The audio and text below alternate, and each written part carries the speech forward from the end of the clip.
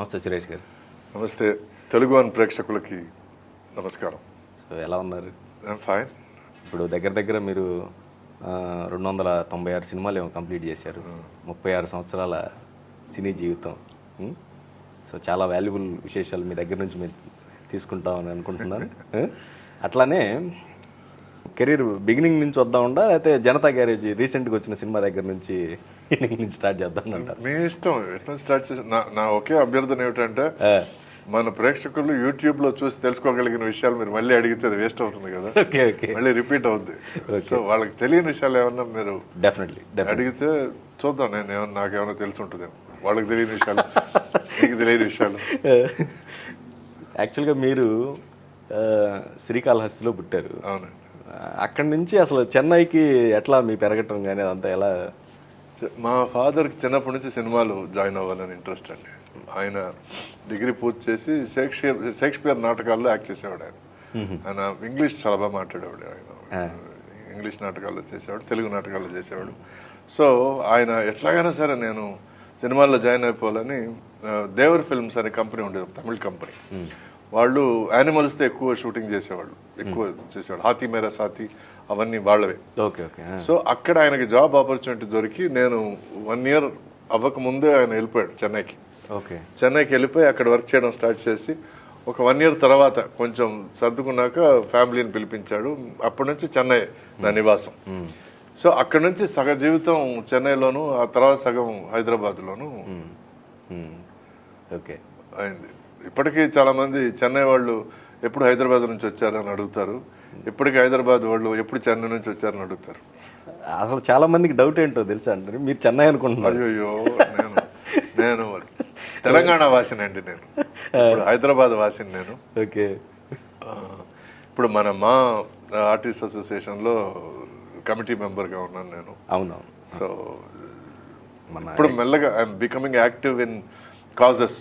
ఎందుకంటే మనం తోటి యాక్టర్లకు మనం ఏమన్నా సాయం చేయగలిగితే డెఫినెట్గా. అంతకంటే ఇప్పటివరకు నాకు వాయిస్ లేదని అనుకునేవాడిని. ఇప్పుడు సడన్గా తిరిగి చూస్తే అందరూ సీనియర్ యాక్టర్ అని పిలవడం స్టార్ట్ చేసినప్పటి నుంచి నేను ఏదో చెయ్యాలాగుంది. ఎందుకంటే అందరూ సీనియర్ యాక్టర్ అని పిలుస్తున్నారు.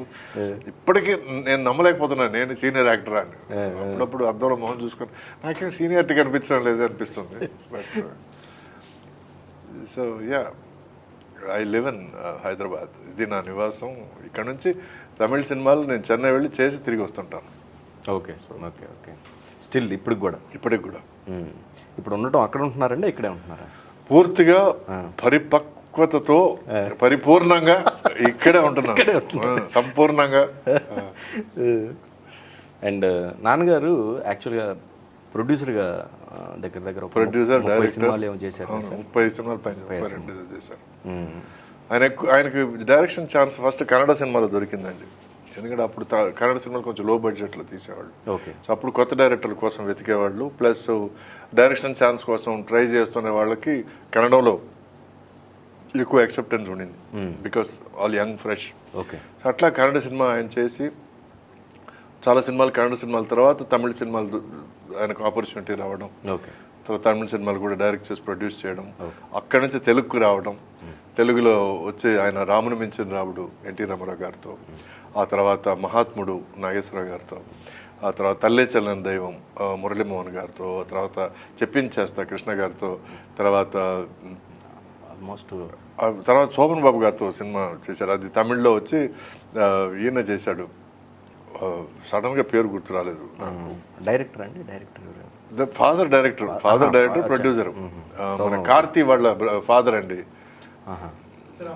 ముత్తురామన్ కాదు, కార్తీ మన సూర్య వాళ్ళ ఫాదర్ శివకుమార్ గారు. చెప్పింది చేస్తా కృష్ణ గారితో. ఆ తర్వాత రాముడు పరశురాముడు అది కృష్ణ గారు, అది సోహన్ బాబు గారితో. సో ఈ 2 సినిమాలు వచ్చి ఫుల్ అమెరికాలో, ఫుల్ జపాన్లో, హాంకాంగ్లో, సింగపూర్లో, తర్వాత మలేషియాలో ఫస్ట్ టైం అంటే అంతకుముందు ఓన్లీ ఎంజిఆర్ గారు చేశారు ఉలగం చుట్టం వాలిబన్ అనే సినిమా. ఆ తర్వాత సినిమా ఆయన ఈ సినిమా చేశారు. Okay. ఈ సినిమా ఏమిటో మొదటి నుంచి ప్రాబ్లమ్స్, మొదటి నుంచి అనుకున్న స్టార్ కాస్ట్ రజనీకాంత్తో చేద్దాం అనుకున్నారు. ఆ తర్వాత ప్రాబ్లమ్స్ అయ్యి, ఆ తర్వాత కాస్టింగ్ మార్చి అది ఇది చేసి తెలుగులో వచ్చి ఎన్టీ రామారావు గారు చేయాల్సింది అక్కడ నుంచి మారి లాస్ట్లో సోమన్ బాబు గారు చేయడం. సో టోటల్గా మిస్కాస్టింగ్ అంతా అయ్యి టోటల్గా సినిమా డిజాస్టర్ అయింది. డిజాస్టర్ కావడంతో అప్పుడు నాకు 16 ఏళ్ళు. సో టోటల్గా ఫ్యామిలీ వచ్చి ఒక చిన్న క్రైసిస్లో పడింది. ఫాదర్ ఏమో హాస్పిటల్లో ఉన్నారు, ఆరోగ్యం బాగాలేకుండా, హార్ట్ కొంచెం వీక్ అయిందని చెప్పి అన్నారు డాక్టర్. సో ఈ టైంలో నేను చదువు కంటిన్యూ చేయడం కరెక్ట్ కాదు. అప్పటి వరకు నాకు చాలా ఆశలు ఉండేటివి. అమెరికా వెళ్ళి చదువుకోవాలి, have to study there and become you know I don't know, I wanted to become an educationalist. ఒక టీచర్ ఏదో కావాలని ఒక చిన్న ఆశ. ఎక్కడో అప్పట్లో used to have romantic notions about living in America, studying in America, working in America. So అవన్నీ కొంచెం అడియాసలు అయిపోయాయి. ఎప్పుడైతే జరిగేసరికి నేను I decided that best way is to get in to another passion. నా ఈక్వల్ ప్యాషన్స్ 2 ఉండేటివి. అయితే అమెరికా వెళ్ళిపోవాలి, లేదా ఇక్కడ ఉండి ఎన్టీ రామారావు గారిలాగా అయిపోవాలి. అంటే ఆ వయసులో పిచ్చి కోరికలు ఉంటాయి కదా. అప్పుడు కూడా నేను అడవి రాముడు టైప్ యాట్లు గీట్లు వేసుకొని అద్దం ముందు చూసుకోవడాలు, మన అసలు నువ్వు నేను తిట్టడాలు. ఎందుకంటే ఆయన భయం ఎక్కడ సినిమాకి వచ్చేస్తాడు. ఒక్కరోజు కూడా నన్ను షూటింగ్ తీసుకెళ్లేదండి మా నాన్న. ఎందుకంటే ఎక్కడ ఇన్ఫ్లుయెన్స్ పడిపోతుందేమో, వాడు చదువుకోవాలి, డాక్టర్ అవ్వాలని. సో చిన్నప్పుడు అందరూ అన్నట్టు నేను డాక్టర్ అవ్వాలనుకుని యాక్టర్ అయ్యాను. ఆయన డాక్టర్ అవ్వాలనుకున్నాను, నేను యాక్టర్ అయ్యాను. సో అది జరిగిన విషయం. ఆయనే చిన్నప్పటి నుంచి సినిమాలు జాయిన్ అవ్వాలన్న కసి తపన ఉన్నప్పుడు నాకెందుకు ఉండకూడదండి, ఆయన బ్లడ్డే కదా. సో అలా నేను సినిమా ఇండస్ట్రీలోకి వచ్చాను. రావడం కూడా ఎలా జరిగిందంటే యాక్టర్గా కాదు, ఒక అసిస్టెంట్ డైరెక్టర్గా, ఒక ఎడిటింగ్ అసిస్టెంట్గా, ఒక డాన్స్ అసిస్టెంట్గా చిన్ని సంపత్ మాస్టర్, మన సంపత్ మాస్టర్ దగ్గర, వెళ్ళచామి అనే ఎడిటర్ దగ్గర ఎడిటింగ్ అసిస్టెంట్, ఆ తర్వాత కొత్త డైరెక్టర్ ఒక ఆయన దగ్గర అసిస్టెంట్ డైరెక్టర్. ఈ యాక్చువల్గా రాముడు పరశురాముడు అనే సినిమాకి కూడా నేను అసిస్టెంట్ డైరెక్టర్ని. ఫారెన్కి వెళ్ళినప్పుడు నేను పక్క నుండి టీలు కాఫీలు మోయడాలు, తర్వాత క్లాప్ కొట్టాలు, ఇవన్నీ కూడా చేశాను. సో ఆ పరిచయంతో టోటల్గా మళ్ళీ ఇండస్ట్రీలో నాకు ఆపర్చునిటీస్ దొరికాయి. ఇట్లా చిన్న చిన్న చేస్తూ ఉన్న పాకెట్ మనీతో వచ్చే డబ్బును పాకెట్ మనీగా నా జాగ్రత్తలు నేను చేసుకున్నాను. నన్ను నేను కాపాడుకున్నాను, ఎక్కడ ఒక నయ పైసా అడగకుండా ఇంట్లోంచి. ఎందుకంటే ఆల్రెడీ ఉన్న పరిస్థితి అంటే ఎట్లా ఉండిందంటే మరీ డబ్బులు లేని తరం కాదు, ఒక మిడిల్ క్లాసు పావర్టీకి వెళ్ళిపోయే తరుణం అన్న ఒక తరుణం అండి. అంటే బాగా టోటల్ 2 ఫిల్మ్స్ టోటల్గా అది ఏమైందంటే ఒక సైడ్ వచ్చి డిస్ట్రిబ్యూటర్లు డబ్బులు రిటర్న్ చేయమని, అప్పుడు వచ్చి మినిమం గ్యారంటీలు, తర్వాత రికవరబుల్ అడ్వాన్స్లు అవన్నీ ఎక్కువ ఉండేవి అక్కడ. సో ఒక సైడ్ డిస్ట్రిబ్యూటర్లు, ఒక సైడ్ ఫైనాన్సర్లు, టోటల్గా ఒత్తిడి, చాలా టైట్ పొజిషన్ అండి. మాకు యాక్చువల్ బ్యాక్గ్రౌండ్ ఏమిటంటే మా ఫాదరు సినిమాల్లో జాయిన్ కాకముందు కొంచెం టెన్షన్లో ఉన్నప్పుడు మా ఫాదర్ వాళ్ళ సిస్టరు ఆకులు కుట్టుకున్నాము. తర్వాత మా వాళ్ళ ఫాదర్ వచ్చి ఇది టైలర్. సో మా అమ్మ కొంచెం కుట్టు పనులు చేయడాలు, ఇట్లా కూడా సర్వైవ్ అయ్యాం ఆ టైంలో. సో మా ఫాదర్ ఏది సినిమాలోకి రాకముందు. సో కష్టమైన పరిస్థితులు ఏం కొత్త కాదు. But at the same time ఏదో మనం రీచ్ అవ్వబోయి అది రీచ్ అవ్వకుండా ఈ పరిస్థితికి వచ్చేసాం చిన్న బాధ తప్ప. ఆ బాధ నాకు అప్పుడప్పుడే జీవితం గురించి తెలుసుకుంటున్న వయసులో కూడా అది అర్థమైంది నాకు. సో అది జరగకూడదు, మిడిల్ క్లాస్ కనీసం మిడిల్ క్లాస్ లాగన్నా ఉండాలనే తాపత్రయంతో నేను ఇవన్నీ చేయడం స్టార్ట్ చేశాను. ఆ టైంలో ఎడిటింగ్ రూమ్లో కెమెరా రీల్స్ ఎత్తుకుపోతుంటే అప్పుడు భారతీ బాసు అనే డైరెక్టర్ చూసి నాకు ఆపర్చునిటీ ఇవ్వడం జరిగింది. అది తమిళ సినిమా. ఆ సినిమా స్టార్ట్ కాకముందు నేను మా ఫ్రెండ్ వాళ్ళ ఫాదరు భావన అని ఒక స్టిల్ ఫోటోగ్రాఫర్, చాలా మంచి స్టిల్ ఫోటోగ్రాఫర్. ఆయన నిజంగా ఆయన చేయని రాసి చాలా మంచిది. ఆయన అందరూ పెద్ద పెద్ద ఆర్టిస్టులు ఫోటోలు తీశారు ఆయన. సో ఆయన తయారు చేసి ఇచ్చిన ఆల్బమ్ తీసుకెళ్ళి చూపించేవాడు. ఆ టైంలో చటర్జీ గారని మా ఫ్రెండ్ క్రాంతి అని ఉండేవాడు. క్రాంతి వాళ్ళ ఫాదర్కి చూపించాం. చూపిస్తే మా ఫాదర్ బెస్ట్ ఫ్రెండ్ ఆయన, అది నాకు తెలియదు. అదే అంటే ఆ బ్యాక్గ్రౌండ్ మీరు వాడుకోవాలి ఫాదర్. అయ్యో ఎప్పుడు లేదండి. నేను వెళ్ళి 10 మంది ఛాన్స్ కోసం వెయిట్ చేస్తుంటే నేను 11వ నిలబడ్డాను. కానీ నేను గోపీనాథ్ గారు కొడుకుని, నేను ప్రొడ్యూసర్ కొడుకును, డైరెక్టర్ కొడుకుని నేను ఏ రోజు చెప్పుకోలేదండి. ఎందుకంటే అప్పుడు నాలో ఫీలింగ్ ఏంటంటే నువ్వు అంత పెద్ద డైరెక్టర్ కొడుకు ఏమిటి ఇట్లా అయిపోయావు అని ఏమన్నా అడుగుతారేమో. ఓకే. మా ఫాదర్కి చెడ్డ పేరు తీసుకురాకూడదు అన్న చిన్న తాపత్రయం తప్ప. ఎందుకంటే చూసేవాడు ఫస్ట్ ఏం అడుగుతాడు, ఏం మీ నాన్నకి ఏం అయిపోయిందా, నువ్వు ఇక్కడ తిరుగుతున్న వేషాలకి అని అంటారుగా. బట్ అదే న్యూ కమర్ వేషాల కోసం తిరుగుతున్నాడు అంటే ఎవరేమన్నారు. ఎగ్జాక్ట్లీ. సో ఇవన్నీ కూడా ఆలోచించి నేను ఏది చెప్పకుండా క్వైట్గా నేను వేషం ఇస్తే చేద్దామనే ఫీలింగ్లో తిరిగేవాడిని. ఎక్కడ దొరకలేదు అనుకోండి.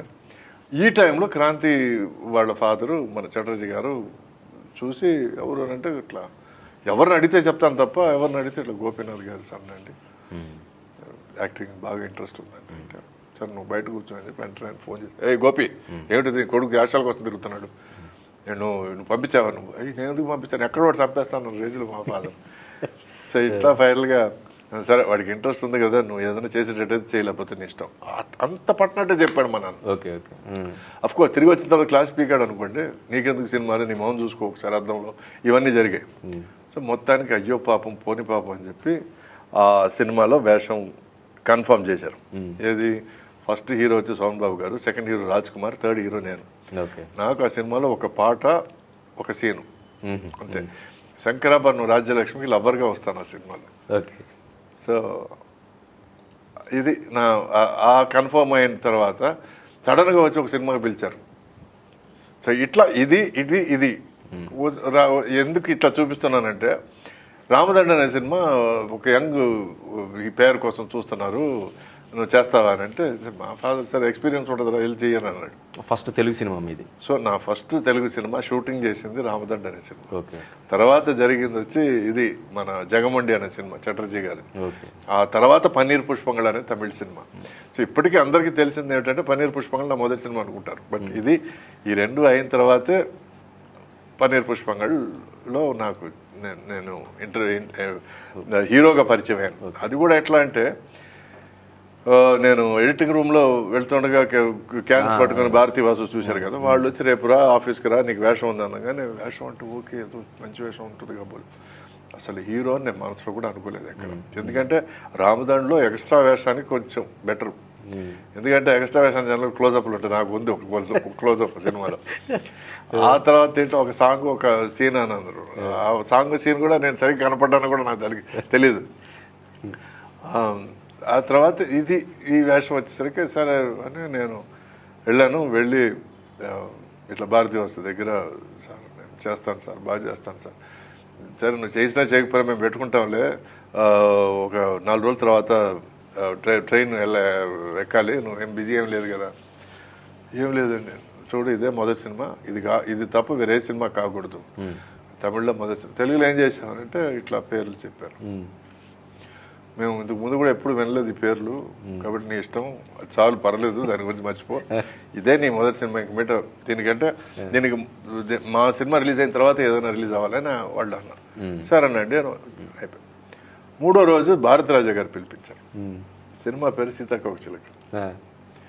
సో నువ్వు చెయ్యాలి, నా ఫస్ట్ సినిమా ఇదే అవ్వాలి అని చెప్పి ఆయన, లేదండి వాళ్ళు ఒప్పుకున్నానండి, వదిలే ఏం పర్లేదు, చిన్నవాళ్ళే కదా కొత్తగా స్టార్ట్ చేస్తున్నాను, నేను భారతరాజా.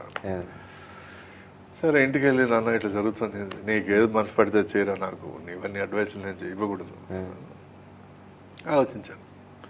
భారతరాజు చాలా పెద్ద డైరెక్టర్, భారతీ వాసు వీళ్ళిద్దరూ కొత్తగా పుడుతున్న డైరెక్టర్. పైగా మీరు చెప్పిన సినిమా మామూలు సినిమా కాదు, సీతాకోకచిలుక తమిళ్లో 200 రోజులు ఆడింది, అదే అందుకే తెలుగులో 100 రోజులు ఆడింది. సో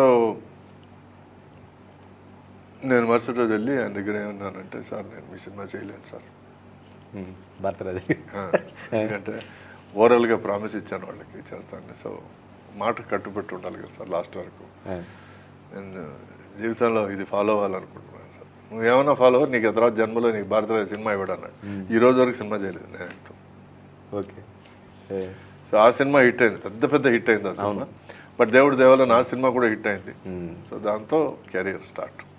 కానీ ఆ సినిమా పెడితే మీ లైఫ్ ఇంకొక అంటే మామూలు కమర్షియల్ బ్రేక్ సీతాకోకచిలుక వేరే రకంగా ఉండేదేమో ఒక రకంగా. బట్ ఎనీవే అది డెసిషన్, అది తీసుకున్న డెసిషన్ సంబంధం. అంటే నేను కొన్ని విధాలుగా నేను చేసింది కరెక్ట్ అని నా ఫీలింగ్, ఎందుకంటే మాటకు కట్టుబడ్డాను. ఓకే. అండ్ ప్లస్ చాలామంది అట్లా నేను చేయాల్సిన వేషాలు చేసిన వాళ్ళు ఆ తర్వాత నేను పోగొట్టుకున్న దానివల్ల చేసిన వేషం వేసిన వాళ్ళు సినిమా హిట్ ఇచ్చారు. తర్వాత బట్ ఒక విధంగా చూసుకుంటే నేను తీసుకున్న డెసిషన్ వల్ల నాకు వచ్చిన పేరు, లేకపోతే 36 సంవత్సరాల తర్వాత ఇండస్ట్రీలో ఇంకా నేనున్నాను. ఓకే, వాళ్ళు లేరని అనలేదు, బట్ నేను ఉన్నాను. సో ఏమో ఏదో కరెక్ట్గా చేశానేమో. మొన్న మధ్య కూడా మీ ఇద్దరు కాంబినేషన్లో ఒకటి చేసినట్టున్నారు, ఓము. అవును, కార్తీక్ నేను చేశాం.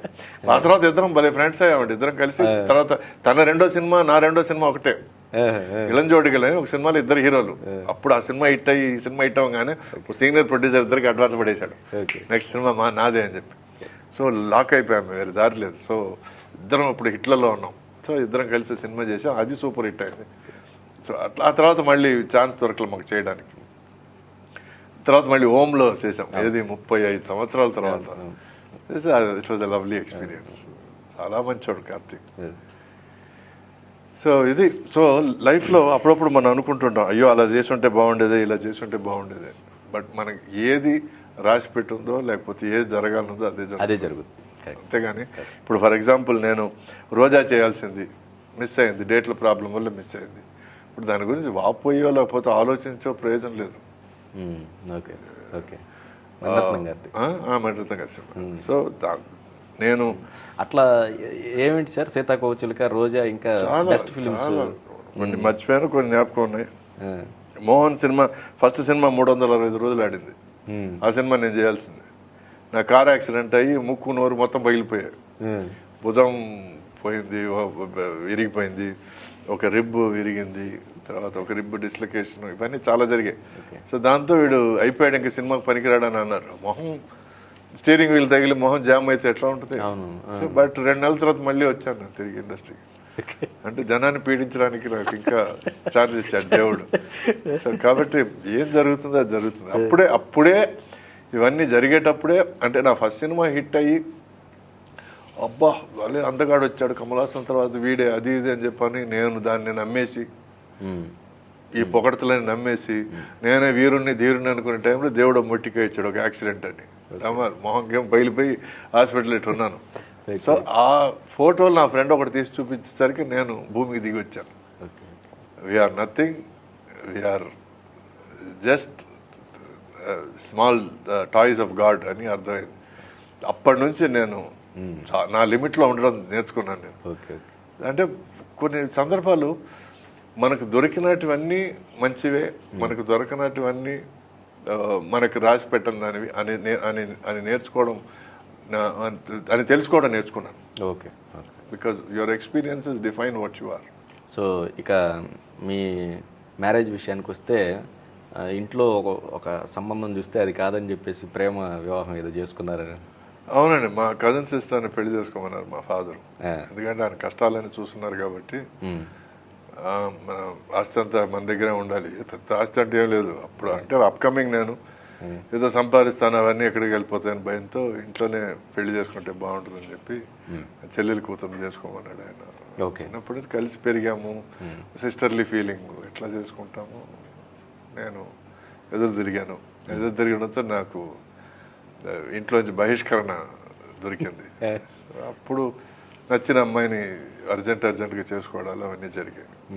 22 ఏళ్ళ వయసు పెళ్లి చేసుకుంటే అది తనకు 18 అప్పుడే నిండింది. సో ప్లేబ్యాక్ సింగర్ కదా సార్? అవును, తను యాక్ట్రెస్ కూడా, బాబాయ్ అబ్బాయిలో యాక్ట్ చేసింది అనితా రెడ్డి అని. తర్వాత శ్రీవారికి ప్రేమలేఖ అని ఒక సినిమా, అది కూడా. అది తర్వాత నేను భానుచందరు తను చేసాము సినిమా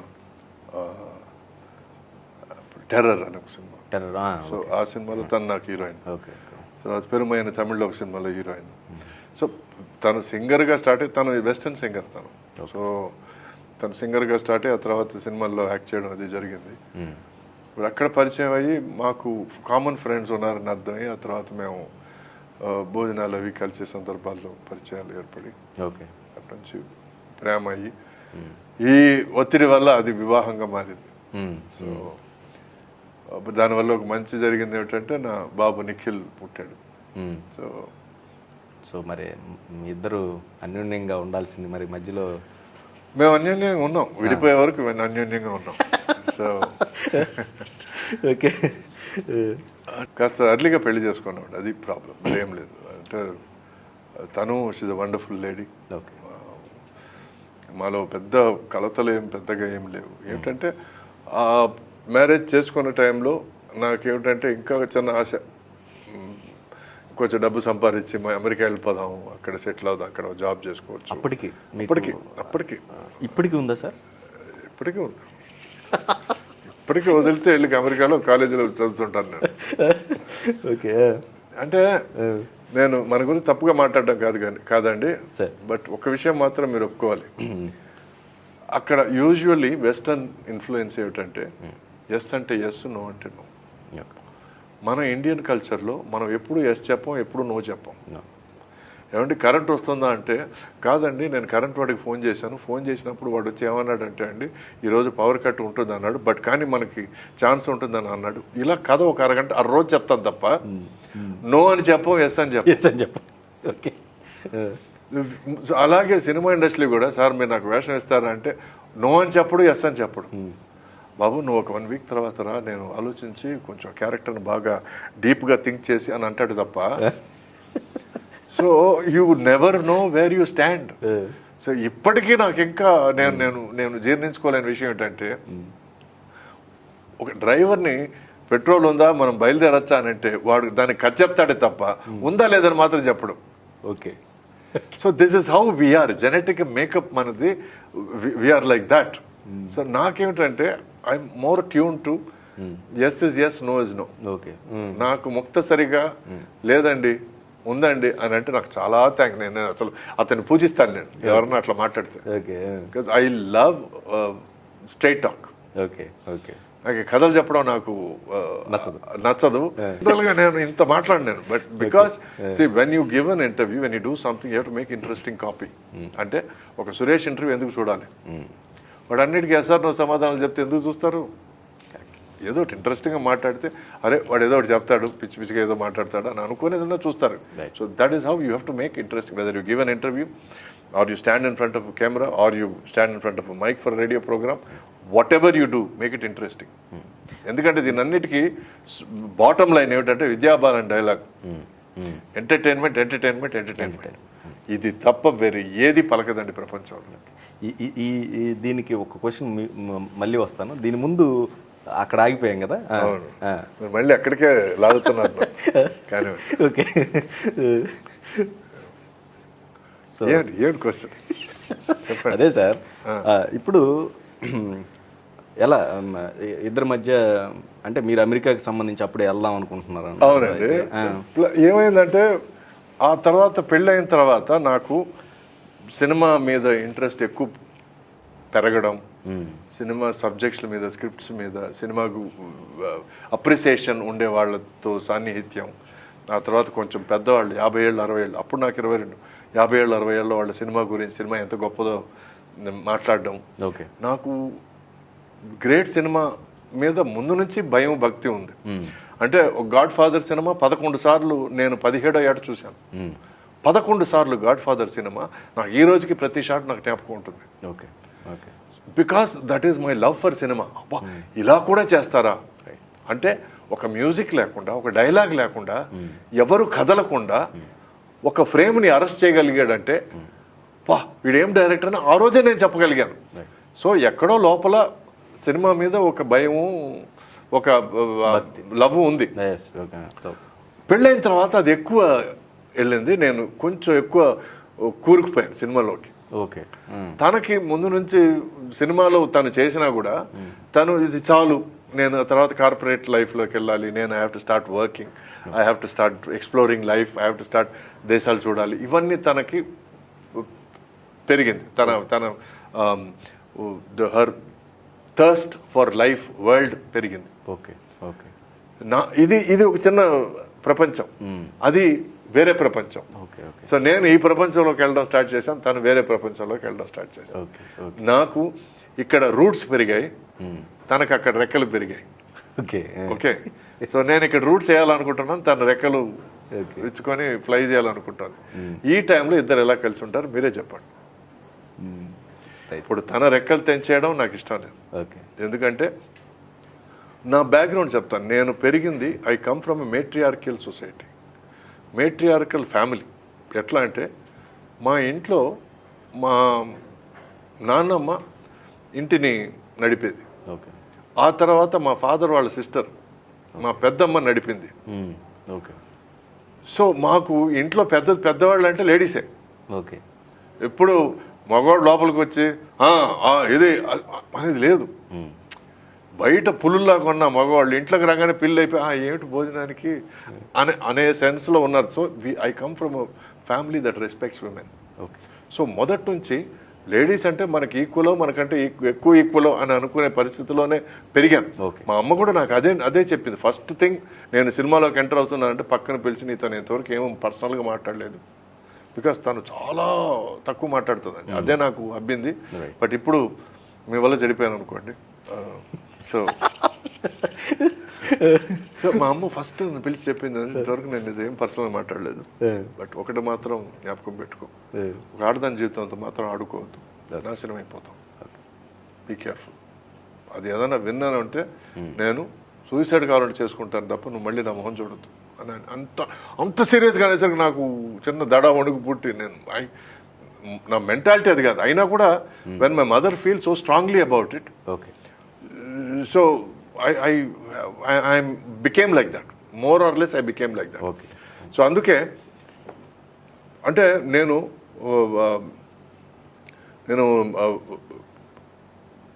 చాలా పతివ్రత నేను చెప్పడం లేదు. I've had girlfriends, I've had my affairs, I've had engagement చేసి క్యాన్సిల్ అవ్వడం, అన్నీ జరిగాయి. But one after another. Never ఇద్దరు ముగ్గురితో ప్లే బాయ్ లాగా తిరగడాలు అవన్నీ it's never been my life. పెళ్లి కూడా ఒక పెళ్లి తర్వాత ఇంకో పెళ్లి, అంతేగా 2 పెళ్లిళ్ళు ఒకేసారి. I don't believe in all that. So అంటే నాలో ఉన్న మనసాక్షికి నేను సమాధానం చెప్పుకోగలిగితేనే అది చేస్తాను. తప్పు అని అనిపిస్తే అది చేయను. అంటే నేను తప్పు చేశానేమో అని బయట ఇంకోరి దగ్గర అంటానే తప్ప నేను తప్పు చేసినప్పుడు అది నేను తప్పు అని అనుకుంటే చేయను. మిగతా వాళ్ళు నన్ను వేలు చూపించి నువ్వు తప్పు చేసావంటే దాన్ని నేను సమర్థించుకోలేకపోతే నేను చేయనండి. అది దట్ మీన్స్ బ్లండర్ చేసినట్టు లెక్క. అయినా ఇప్పటికీ ఎవరైనా సరే నువ్వు తప్పు చేసావంటే సారీ అంటానే తప్ప ఆర్గ్యూ చేయను. I don't believe in that argument. నీ దృష్టిలో తప్పు ఉండొచ్చు, నువ్వు నేను ఆర్గ్యూ చేసుకుంటే నెక్స్ట్ ఇయర్ వరకు ఇక్కడే ఉంటాం. See, there are 2-3 issues in life. Morality, legality, society. Okay. So ఈ 3 ఉన్నప్పుడు ఈ 3టికి మనం సమాధానం చెప్పలేం, ఏదో ఒకదానికే సమాధానం చెప్పగలం. ఓకే, మీ మొరాలిటీ ఏమిటది మీరు ఎంచుకోండి. సొసైటీ కోసం బతకలేం, లీగల్ కోసం బతకలేం. లీగల్ కోసం జాగ్రత్తగా ఉండగలం, అంతేగాని you can't live for that. Legality పక్కా అని అనుకుంటే మనం ఎందుకు మోర్చాలు చేస్తున్నాం? ఇంట్లో కూర్చుంటాంగా. మనం ఎందుకు నిరాహార దీక్షలు చేస్తున్నాం? ఏదో ఒక దాని మీద మనకు ప్రేమో నమ్మకమో లేకపోతే ఒక ప్యాషనో పుట్టి అదే కరెక్ట్ అని మనం ఓ 10 మంది చేర్చుకొని మనం నిరాహార దీక్షలు అవి చేస్తున్నాం. లీగాలిటీ గురించి ఎక్కువ ఆలోచిస్తే చేయంగా. అండ్ ప్లస్ సొసైటీ గురించి భయపడితే ప్రేమ వివాహాలు జరగవుగా. So number 1 భయపడాల్సింది మనసాక్షికి. మొదటి నుంచి నేను అది పెట్టుకున్నాను. I believe in my conscience, I live for my conscience. My conscience is my second God. First God పైన ఎవరో ఉన్నారు నాకు తెలుసు, దాని గట్టి నమ్మకం ఉంది. సో అమ్మోరు మీద నమ్మకం ఎక్కువ. So that I believe. So అందుకే లేడీస్ని అట్మోస్ట్ రెస్పెక్ట్తో ట్రీట్ చేయడం నేర్చుకున్నాను. అది ముందు నుంచే కొంచెం ఉంది. బట్ ఆ తర్వాత మా మదర్తో స్టార్ట్ అయ్యి నా స్నేహితురాళ్ళు, ఆ తర్వాత నా గర్ల్ ఫ్రెండ్స్ కానీ, ఆ తర్వాత నేను పెళ్లి చేసుకున్న లేడీ కానీ, ఆ తర్వాత మళ్ళీ పెళ్లి చేసుకున్న లేడీ కానీ, వీళ్ళందరూ నన్ను తీర్చిదిద్దారు. I'm their product. ఈరోజు నేను ఇలా ఉన్నానంటే వాళ్ళందరూ నన్ను సరిదిద్దబట్టి ఒక ఉలి తీసుకొని ఇది కాదు ఇది కాదు ఇది కాదు ఇది కాదు ఇది కాదు అంటే దిస్ ఇస్ వాట్ ఐఎమ్. ఈరోజు ఐఎమ్ సెల్ఫ్ మేడ్ మ్యాన్ అంటే ఎవరన్నా ఐఎమ్ సెల్ఫ్ మేడ్ మ్యాన్ అంటే వాడంటే వెర్రి వెధవ ఇంకోటి ఉండడు. You cannot be self made. The influences around you make you what you are. మీ చుట్టూ ఉన్న సొసైటీ, మీ చుట్టూ ఉన్న ఫ్యామిలీ మిమ్మల్ని ఇలా తయారు చేసింది. అంతేగాని సెల్ఫ్ మేడ్ అంటే చిన్నప్పటి నుంచి నువ్వే చదివేసుకొని నువ్వే పాఠాలు నేర్చుకొని నువ్వే కాన్షియన్స్కి బదులు చెప్పేసుకొని నువ్వే ప్రపంచం గురించి తెలిసేసుకొని తరగతిగా తల్లిదండ్రులు ఫస్ట్ చెప్తారు ఇదయ్యా జీవితం ఇదయ్యా సమాచారం, ఇలా నడిస్తే పడతావు, అదిగో దాంట్లో ఏలు పెడితే మండు ఇదవుద్ది, ఇది కరెంటు దాంట్లో ఏలు పెట్టద్దు, ఇవన్నీ we all are products of our upbringing. So అట్లా ఇద్దరు అంటే సో అట్లా మళ్ళీ ఎక్కడికే వస్తున్నారు మీరు. సో అట్లా మేమిద్దరం 2 దారులు అయ్యాము. అది మా ఇద్దరికి అర్థమైంది. ఓకే. సో ఇద్దరం కలిసి ఉండలేమో అని అనుకున్న టైంలో మా పేరెంట్స్ ఇన్వాల్వ్ అయిపోయి ఒక బ్రహ్మాండమైన ఒక ఐడియా ఇచ్చారు. అది వచ్చి ప్రతి పేరెంట్స్ ఇచ్చే ఐడియా. అది ఒక్కోసారి వర్కౌట్ అవుతుంది, ఒక్కోసారి వర్కౌట్ కాదు. బట్ ఒక బిడ్డ పుడితే అన్నీ సరైపోతాయి, మ్యాజిక్ లాగా అన్నీ అసలు ఉన్న ప్రాబ్లమ్స్ అన్నీ పోతాయి, నీ తాపత్రయాలు మొత్తం మట్టుమాయం అయిపోతాయి అని ఫీలింగ్ వాళ్ళకి. సో ఆ ఫీలింగ్తో అన్నారు. సో మాకు the best thing that happened to my life, to her life. బాబు పుట్టాడు. బాబు పుట్టినా కూడా ఎందుకో ఇంకా ఇమ్మడడం అనేది జరగలేదు. ఓకే. సో దానివల్ల ఏమైందంటే మేము ఇద్దరం నిర్ణయించుకొని ఇద్దరం కలిసి కట్టుగా డైవర్స్ కోర్టుకి వెళ్ళి ఇర్రికన్సైలబుల్ డిఫరెన్సెస్ అంటే మా ఇద్దరిలో మనస్తత్వాలు కుదరనందువల్ల మేము విడాకులు తీసుకోవాలని చెప్పి అని. తర్వాత జడ్జి వచ్చి అడిగాడు, ఏమ్మా అతను ఏమన్నా తాగేసి వచ్చి ఏమన్నా నిన్ను చేయి చేసుకున్నాడా, ఏమన్నా వేరే అమ్మాయిలతో తిరుగుతున్నాడు అంటే మా ఆయన గురించి నువ్వు ఎట్లా మాట్లాడతావు అట్లా అని ఎదురు తిరిగింది. అతను జడ్జికి షాక్ అయ్యి ఇట్లా అవును అతను నువ్వు ఇంత డిఫెండ్ చేసేటప్పుడు ఎందుకు డైవర్స్ ఇస్తున్నావు అన్నాడు.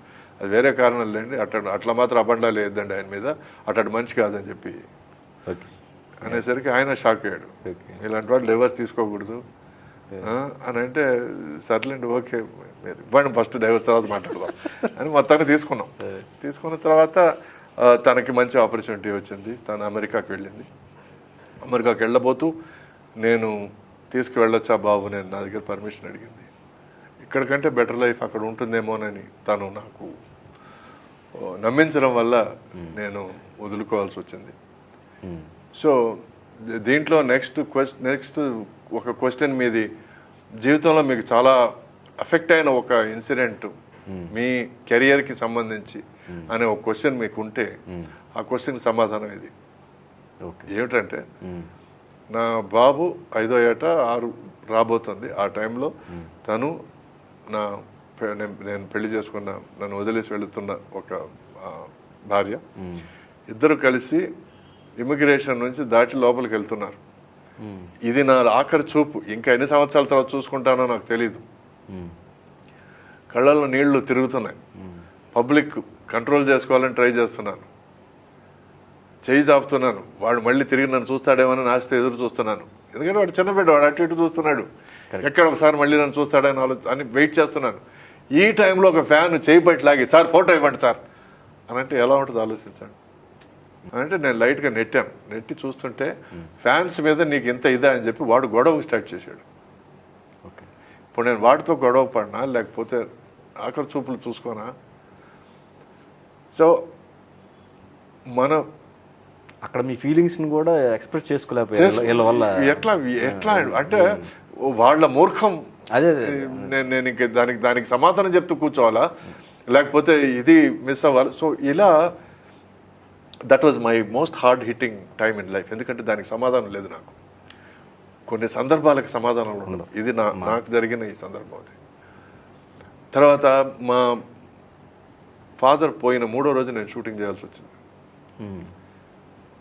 ఒక చితికిపోయిన ప్రొడ్యూసర్ సినిమా హీరోయిన్ డేట్స్ ఇచ్చి ఇంకొక 5 రోజులు షూటింగ్ చేస్తే అయిపోతుంది.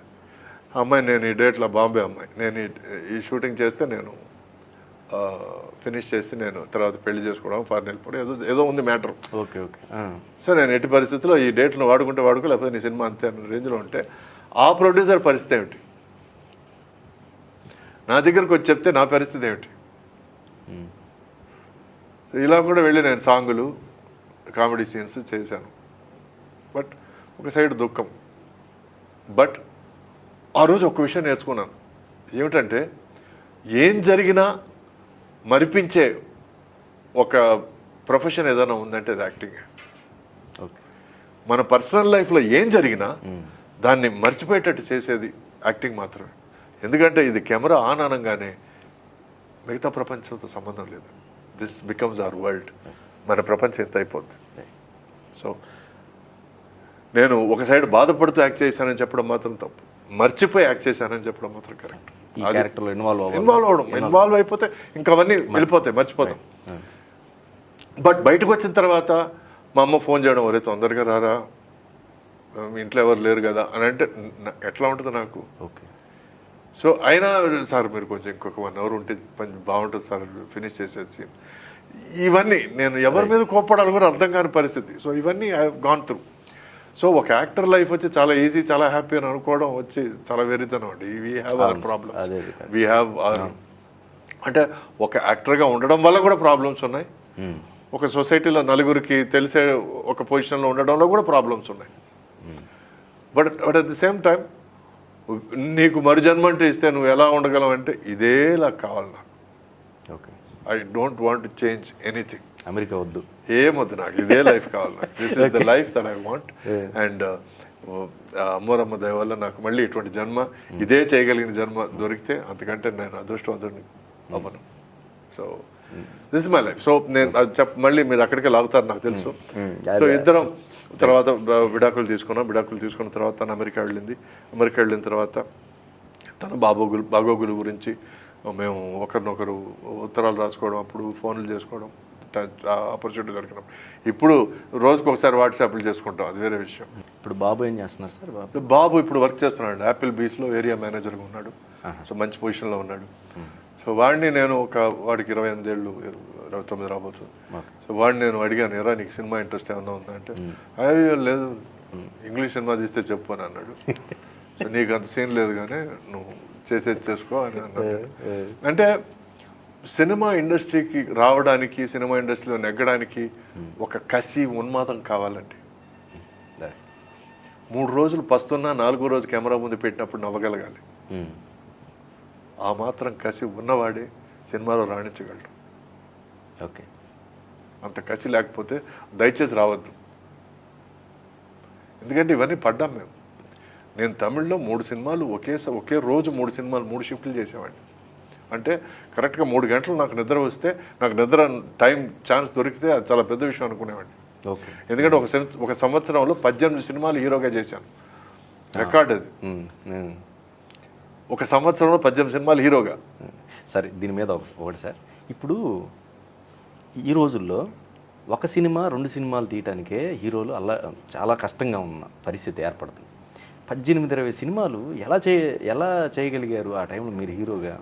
అంటే మీరనే కాదు, ఇంకా కొంతమంది కూడా ఉన్నారు ఆ టైం, ఆ పీరియడ్ ఆఫ్ టైంలో ఉన్నారు. అంటే అప్పుడు కథలు నమ్ముకున్నామండి మేము కథలు. అంటే ఇప్పుడు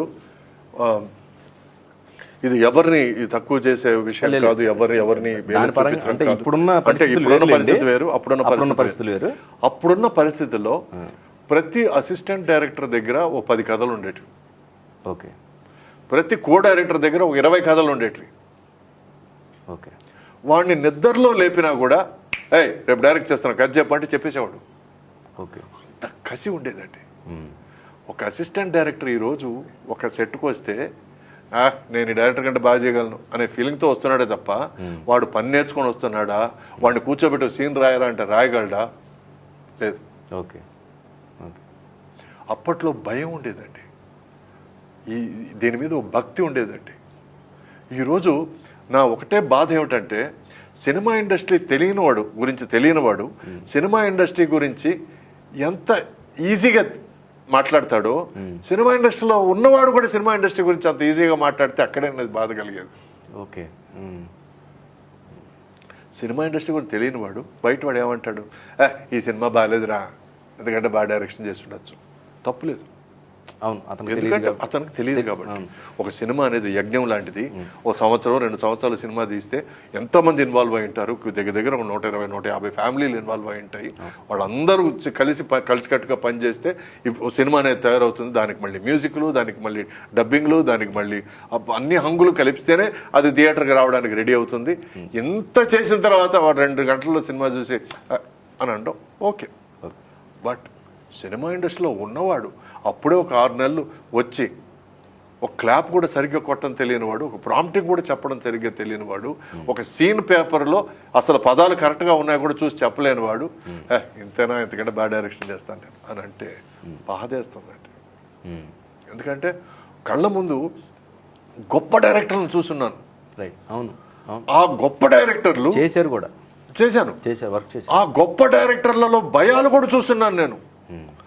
అంత గొప్ప మేధస్సులు వాళ్ళు, అంత గొప్ప మేధావులు, అంత మేధస్సుతో కూడా వాళ్ళు ఇది కరెక్టేనా సురేష్ అంటుంటే నాకు నేనెంత అసలు నేను ఒక చీపురు పొల్ల లాంటి వాడిని నేను వాళ్ళని కంపేర్ చేస్తే ఆ టైంలో. నా దగ్గరికి వెళ్ళి వచ్చి ఇది కరెక్ట్ కదా, ఇది పండుతుంది కదా అని అన్నప్పుడు అంత భయం ఉండాలండి. అంత భయం ఉంటేనే హిస్టరీ క్రియేట్ చేయగలం. నాకు తెలిసి చుట్టూ చెప్పిన వాళ్ళు, కొంచెం విన్నవాళ్ళు, నాకు తెలిసి అందరికంటే ఎక్కువ భయం ఉన్నవాడు ఫిల్మ్ మేకర్గా రాజమౌళి. అందుకే ఈరోజు 1000 కోట్ల సినిమా తీయగలిగాడు. ఓకే, అందరికంటే ఓవర్ కాన్ఫిడెంట్ ఉన్నవాడు చెత్త సినిమా తీయగలడు. ఓకే, ఫస్ట్ భయం చాలా ఇంపార్టెంట్. ఆ తర్వాత భక్తి. చేసే ప్రొఫెషన్ ఏదైనా సరే, ఐటీ కానీ ఏది కానీ ఏదైనా సరే, భయము భక్తి రెండు లేకపోతే దొబ్బిందండి, జీవితం కూడా ఉండదు. మరి ప్రొఫెషనే కాదు. ఇదే భయం భక్తి పెళ్ళాం మీద ఉండాలండి, ఇదే భయం భక్తి జీవితం మీద ఉండాలండి, ఇదే భయం భక్తి మనం తోలే కారు మీద ఉండాలండి. ఎస్, ప్రతి దానికి. అందుకే అన్నారు చిత్తశుద్ధితో చేయి ఏ పనైనా సరే. అలా దర్శకుల విషయం టాపిక్ ఇటు కూడా వచ్చాం కాబట్టి మీరు రామదండు తర్వాత బాపు గారిది సినిమా ఒకటి చేశారు. జడగంటలు కాదు, పెళ్ళిడి పిల్లలు. అవునండి, పెళ్ళిడి పిల్లలు. ఎలా సార్ ఆయనతో ఎక్స్పీరియన్స్ ఎలా? అయ్యో బ్రహ్మాండమైన ఎక్స్పీరియన్స్ అండి. అంటే ఆయన ప్రతి ఫ్రేము డ్రాయింగ్ చేసేవాడండి. ఆ డ్రాయింగ్ కెమెరామెన్కి చూపించి కెమెరామెన్ దాన్ని తగినట్టు ఫ్రేమింగ్ పెట్టి లైటింగ్ చేసేవాడండి. ఓకే, సో స్టోరీ బోర్డు బేసిక్గా that is called storyboard today. ఆ రోజుల్లో ఆయన తన పెయింటింగ్ని సినిమాగా మార్చేవాడు. సో దానికి ఆ రోజు పేరు లేదు, ఈరోజు స్టోరీ బోర్డ్ అని మనం ఆ రోజు హాలీవుడ్లో చేసేవాళ్ళు అని మనం తెలుసుకుంటున్నాం. బట్ ప్రతి ఫ్రేమ్ పెయింటింగ్ లాగా ఉంటుందండి బాపు గారి ఫ్రేమ్. అండ్ ప్లస్ యాక్టింగ్ కూడా అండి, ఎంత కావాలో అంతే చేయమంటాడు ఆయన. అండ్ ప్లస్ నేను అప్పుడు ఏమిటంటే నా 10వ సినిమాను 11వ సినిమా బాపు గారు చేశాను. అప్పటివరకు అన్ని తమిళ సినిమాలు చేశాను. తమిళ సినిమాలు ఏమిటంటే కొంచెం ఎక్కువ యాక్ట్ చేస్తాం. 10 రూపాయలు ఇస్తే 20 రూపాయలు ఎక్కువ చేయమంటారు జనరల్గా. ఇప్పుడు టోటల్గా మారిపోయింది అనుకోండి. ఇప్పుడు తమిళ సినిమా వాళ్ళు మన చిన్న చూపు చూస్తున్నారు. సో ఆయన బాపు గారి దగ్గరికి వెళ్ళి నేను ఆ తర్వాత ఏం జరిగిందంటే, నేను ఇక్కడికి వచ్చి నేను అంత అడగలేదా సురేష్ అంటాడు. ఆ తర్వాత మన 4 పీక్కొని చచ్చిపోవాలి మనం, అంత సాఫ్ట్గా అంత స్మూత్గా. నువ్వు డైలాగ్ చెప్పు సురేష్, నేను అంత అడగలేదు, నేను ఐబ్రోస్ అంత దేనికమ్మా అనేసరికి మనం వెంటనే నేను అంటే ఇప్పటికీ నాకేదో కొంచెం యాక్టింగ్ తెలిసిన ఫీలింగ్తో యాక్ట్ చేసి మొత్తం చచ్చిపోద్ది. సార్ మీకు ఎట్లా చెప్పాలి చెప్పండి సార్ అనే పరిస్థితికి వచ్చేస్తాం మనం. But he made me understand that acting is behaving. Acting అంటే యాక్టింగ్ చేయడం కాదు, ఆ పాత్రలాగా బిహేవ్ చేయడం అనేది నాకు ఫస్ట్ నేర్పించింది బాపు గారు. ఓకే, సో ఒక ఫ్రేమ్స్ మీద రెస్పెక్ట్. సో ఇక్కడే చెడింది. ఇలాంటి డైరెక్టర్ల వల్లే నాకు నా పర్సనల్ లైఫ్ చెడింది. ఎందుకంటే ఈ రెస్పెక్ట్, ఈ భయము, ఈ భక్తి స్టార్ట్ అయ్యేసరికి ఇంకా నేర్చుకోవాలి నేను ఈ ఊబిలో తిరగడం స్టార్ట్ అయిపోయాను. ఓకే, ఆ బయట లైఫ్ నుంచి టోటల్గా దూరం అయిపోయాను నేను. అది జరిగిన విషయం. దానివల్ల ఈ గ్యాప్. బట్ ఒకటి మాత్రం నిజమండి, ప్రేమ అనేది ఒకరి కళ్ళల్లో ఒక్కొక్కరు చూసుకోవడం కాదు, ఇద్దరి కళ్ళు ఒకే డైరెక్షన్లో చూడడం. ఓకే, మనం కళ్ళలో కళ్ళు పెట్టుకుని ఎంత అండి 2 రోజులు చూసుకుంటే అతను బోరు కొడుతుంది. బట్ 2 కళ్ళు ఒకే డైరెక్షన్లో చూస్తే ఓహో మన ఇద్దరం కలిసి ఇది సాధించాలి లాగుంది. అవే ఆ జంటలే ప్రాపర్గా నెగ్గుతాయి. అక్కడ ఆయన ఇంకోటి బాపు గారు సెన్స్ ఆఫ్ హ్యూమర్ కూడా చాలా ఎక్స్ట్రాడినరీ సెన్స్ ఆఫ్ హ్యూమర్ అండి.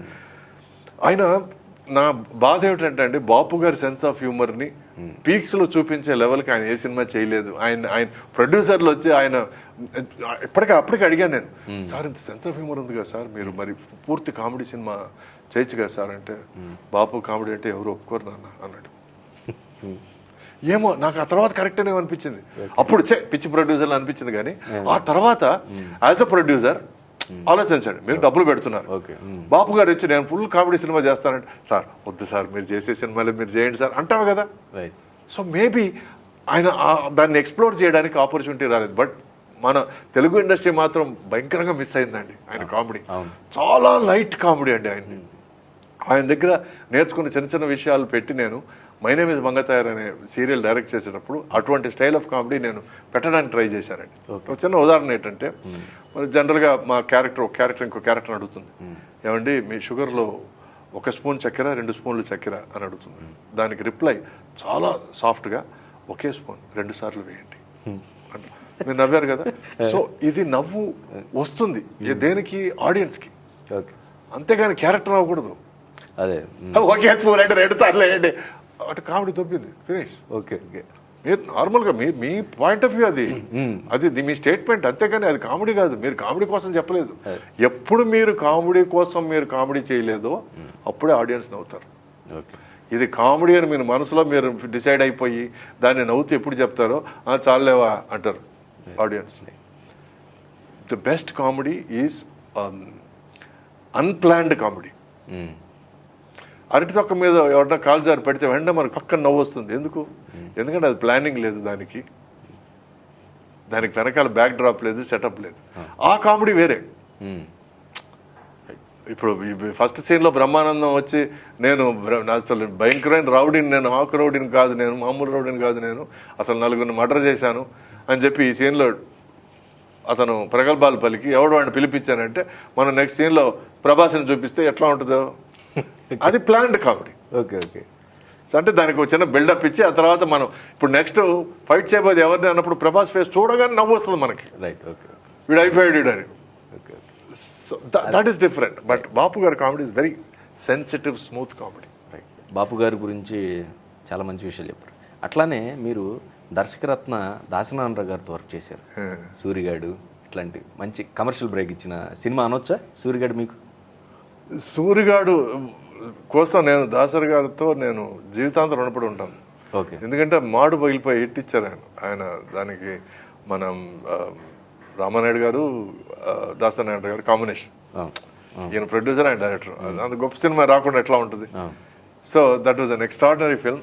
నాకు దాసరి గారు అంతకుముందు సరదాల సంసారం, ఆ తర్వాత పోలీస్ వెంకటస్వామి ఇవన్నీ చేశాను నేను. అంటే మా ఫాదర్ బాగా ఇష్టం దాసనారాయణరావు గారికి. ఎరా గోపి అని పిలుస్తుంటాడు. సో బాగున్నాడే, పంపించి రేపు షూటింగ్ చేద్దాం. ఇంత క్యాజువల్గా పోలీస్ వెంకటస్వామి అనే సినిమాలో నేను చేశాను. ఆయన పోలీస్ వెంకటస్వామిలో ఆయన పోలీస్ వెంకటస్వామి హీరో, నేను యంగ్ పేర్గా యాక్ట్ చేశాను. అదే ఇది హిందీలో కన్నడంలో చేశాను, పోలీస్ పాపన్న అని.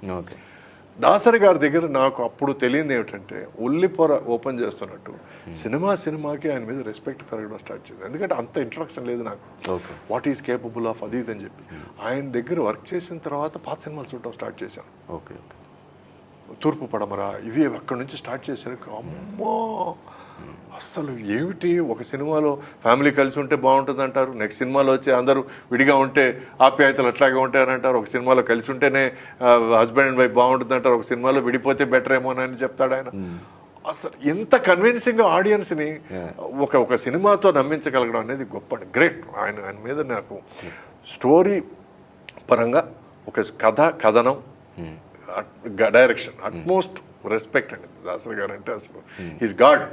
ఆయన ముందు నేను కూర్చోవడం కూడా నేను చాలా ఫీల్ అవుతాను. ఆయన కూర్చోంటుంటాడు. బట్ ఇప్పటికీ అంత సగం దాసనారాయణరావు గారి మీద as a person, as a గొప్ప మనిషి, యాజ్ ఎ సీనియర్ పర్సన్ సగం రెస్పెక్ట్, మిగతా సగం ఆయన టాలెంట్. ఒక రకంగా మీది కమర్షియల్ బ్రేక్ అనొచ్చా సార్? అది కదా, సూరిగాడే కదా, పెద్ద కమర్షియల్. దాని తర్వాతే నా కమర్షియల్ హిట్ స్టార్ట్ అయ్యాయి.